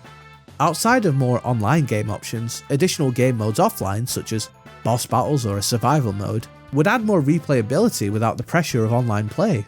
Survival modes are featured in so many different fighting games and arena fighters, and its concept would be quite straightforward here. Retain one set of health per character or team that can refill a certain amount as you wade through waves of different opponents.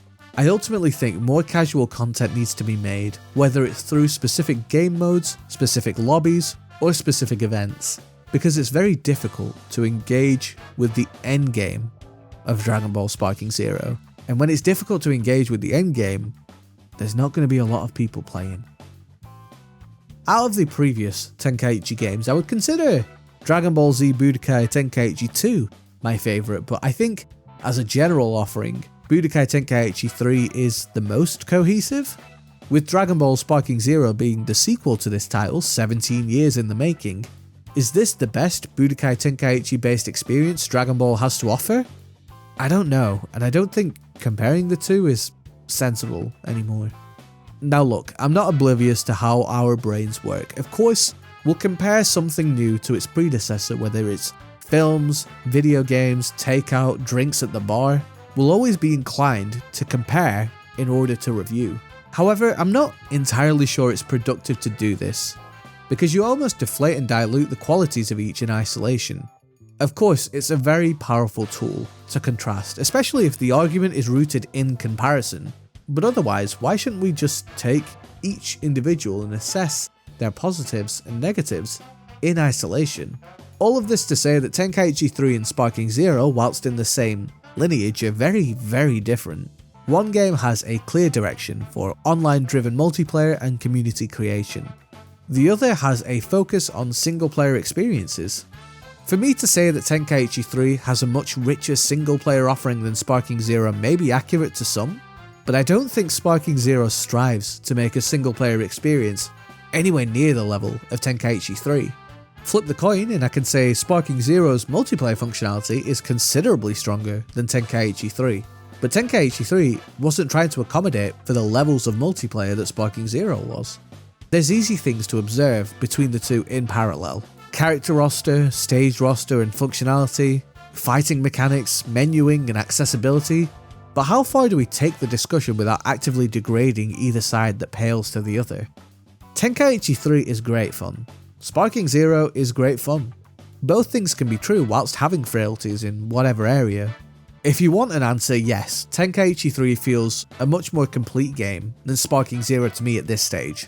There's so much more to do in Tenkaichi 3 out of the box compared to Sparking Zero. However, saying this immediately implies that Sparking Zero doesn't have enough to do, and that's simply not the case. I just don't fancy comparing a game made in 2024 under considerably different development conditions and constraints to a game made 17 years prior with its own development conditions and constraints. There's no nuance and not enough information for me to do so. Both games are fun, and that's a fine conclusion to the conversation for me personally. And speaking of conclusion, we should probably wrap this up. You know, I hate to get to the end of a video of this length and conclude that there's no singular argument or point that I'm trying to make, but here I am, saying exactly that about my experience with Dragon Ball Sparking Zero. But it is just that, it's my experience, my thoughts, my review, my retrospective, whatever other synonym or interchangeable phrase you want to use for a dump of my opinion on what is the largest and most accomplished Dragon Ball game to date. You know what, that's something I feel is important to emphasize towards the end of this discussion piece. This is a monumental addition to the Dragon Ball franchise, and it truly is a brilliant time. I don't think it's necessarily productive to classify a game as good or bad without examining its offering and functionality piece by piece and making an informed assessment, which I believe at least I've tried to do here. I've attempted. A lot of the personal criticisms I've made in the video are just that. They're personal criticisms which, in the grand scheme of a game as large and ever-changing as Sparking Zero, may be inconsequential and irrelevant as time goes on. There are a host of implementation choices that I absolutely endorse wholeheartedly, and conversely there are a litany of choices that I personally feel could have been altered. Ultimately, Dragon Ball Sparking Zero has done what so many games strive to do, and that's to excite its fans. That's not just in the Dragon Ball series, mind you, any game series aims to do this, but the ceiling is so high and the potential is truly endless. Even after going through each mode with a fine-tooth comb, there's still so much to experience, so much to learn, so much to design, so much to do. You know, I think back to when I was a kid, playing the old Budokai and Tenkaichi games alone because everyone else I knew had moved on from Dragon Ball for the most part. I was making my own stories and creating my own tournaments with the hope, the prayer, the wish that Dragon Ball wasn't done. If you told me in 2007, when Dragon Ball Z Budokai Tenkaichi 3 came out, that the sequel would launch 17 years later, I may have believed you. However, I don't think I could have ever believed it would have been a game as deep, fluid, beautiful, and limitless as Dragon Ball Sparking Zero.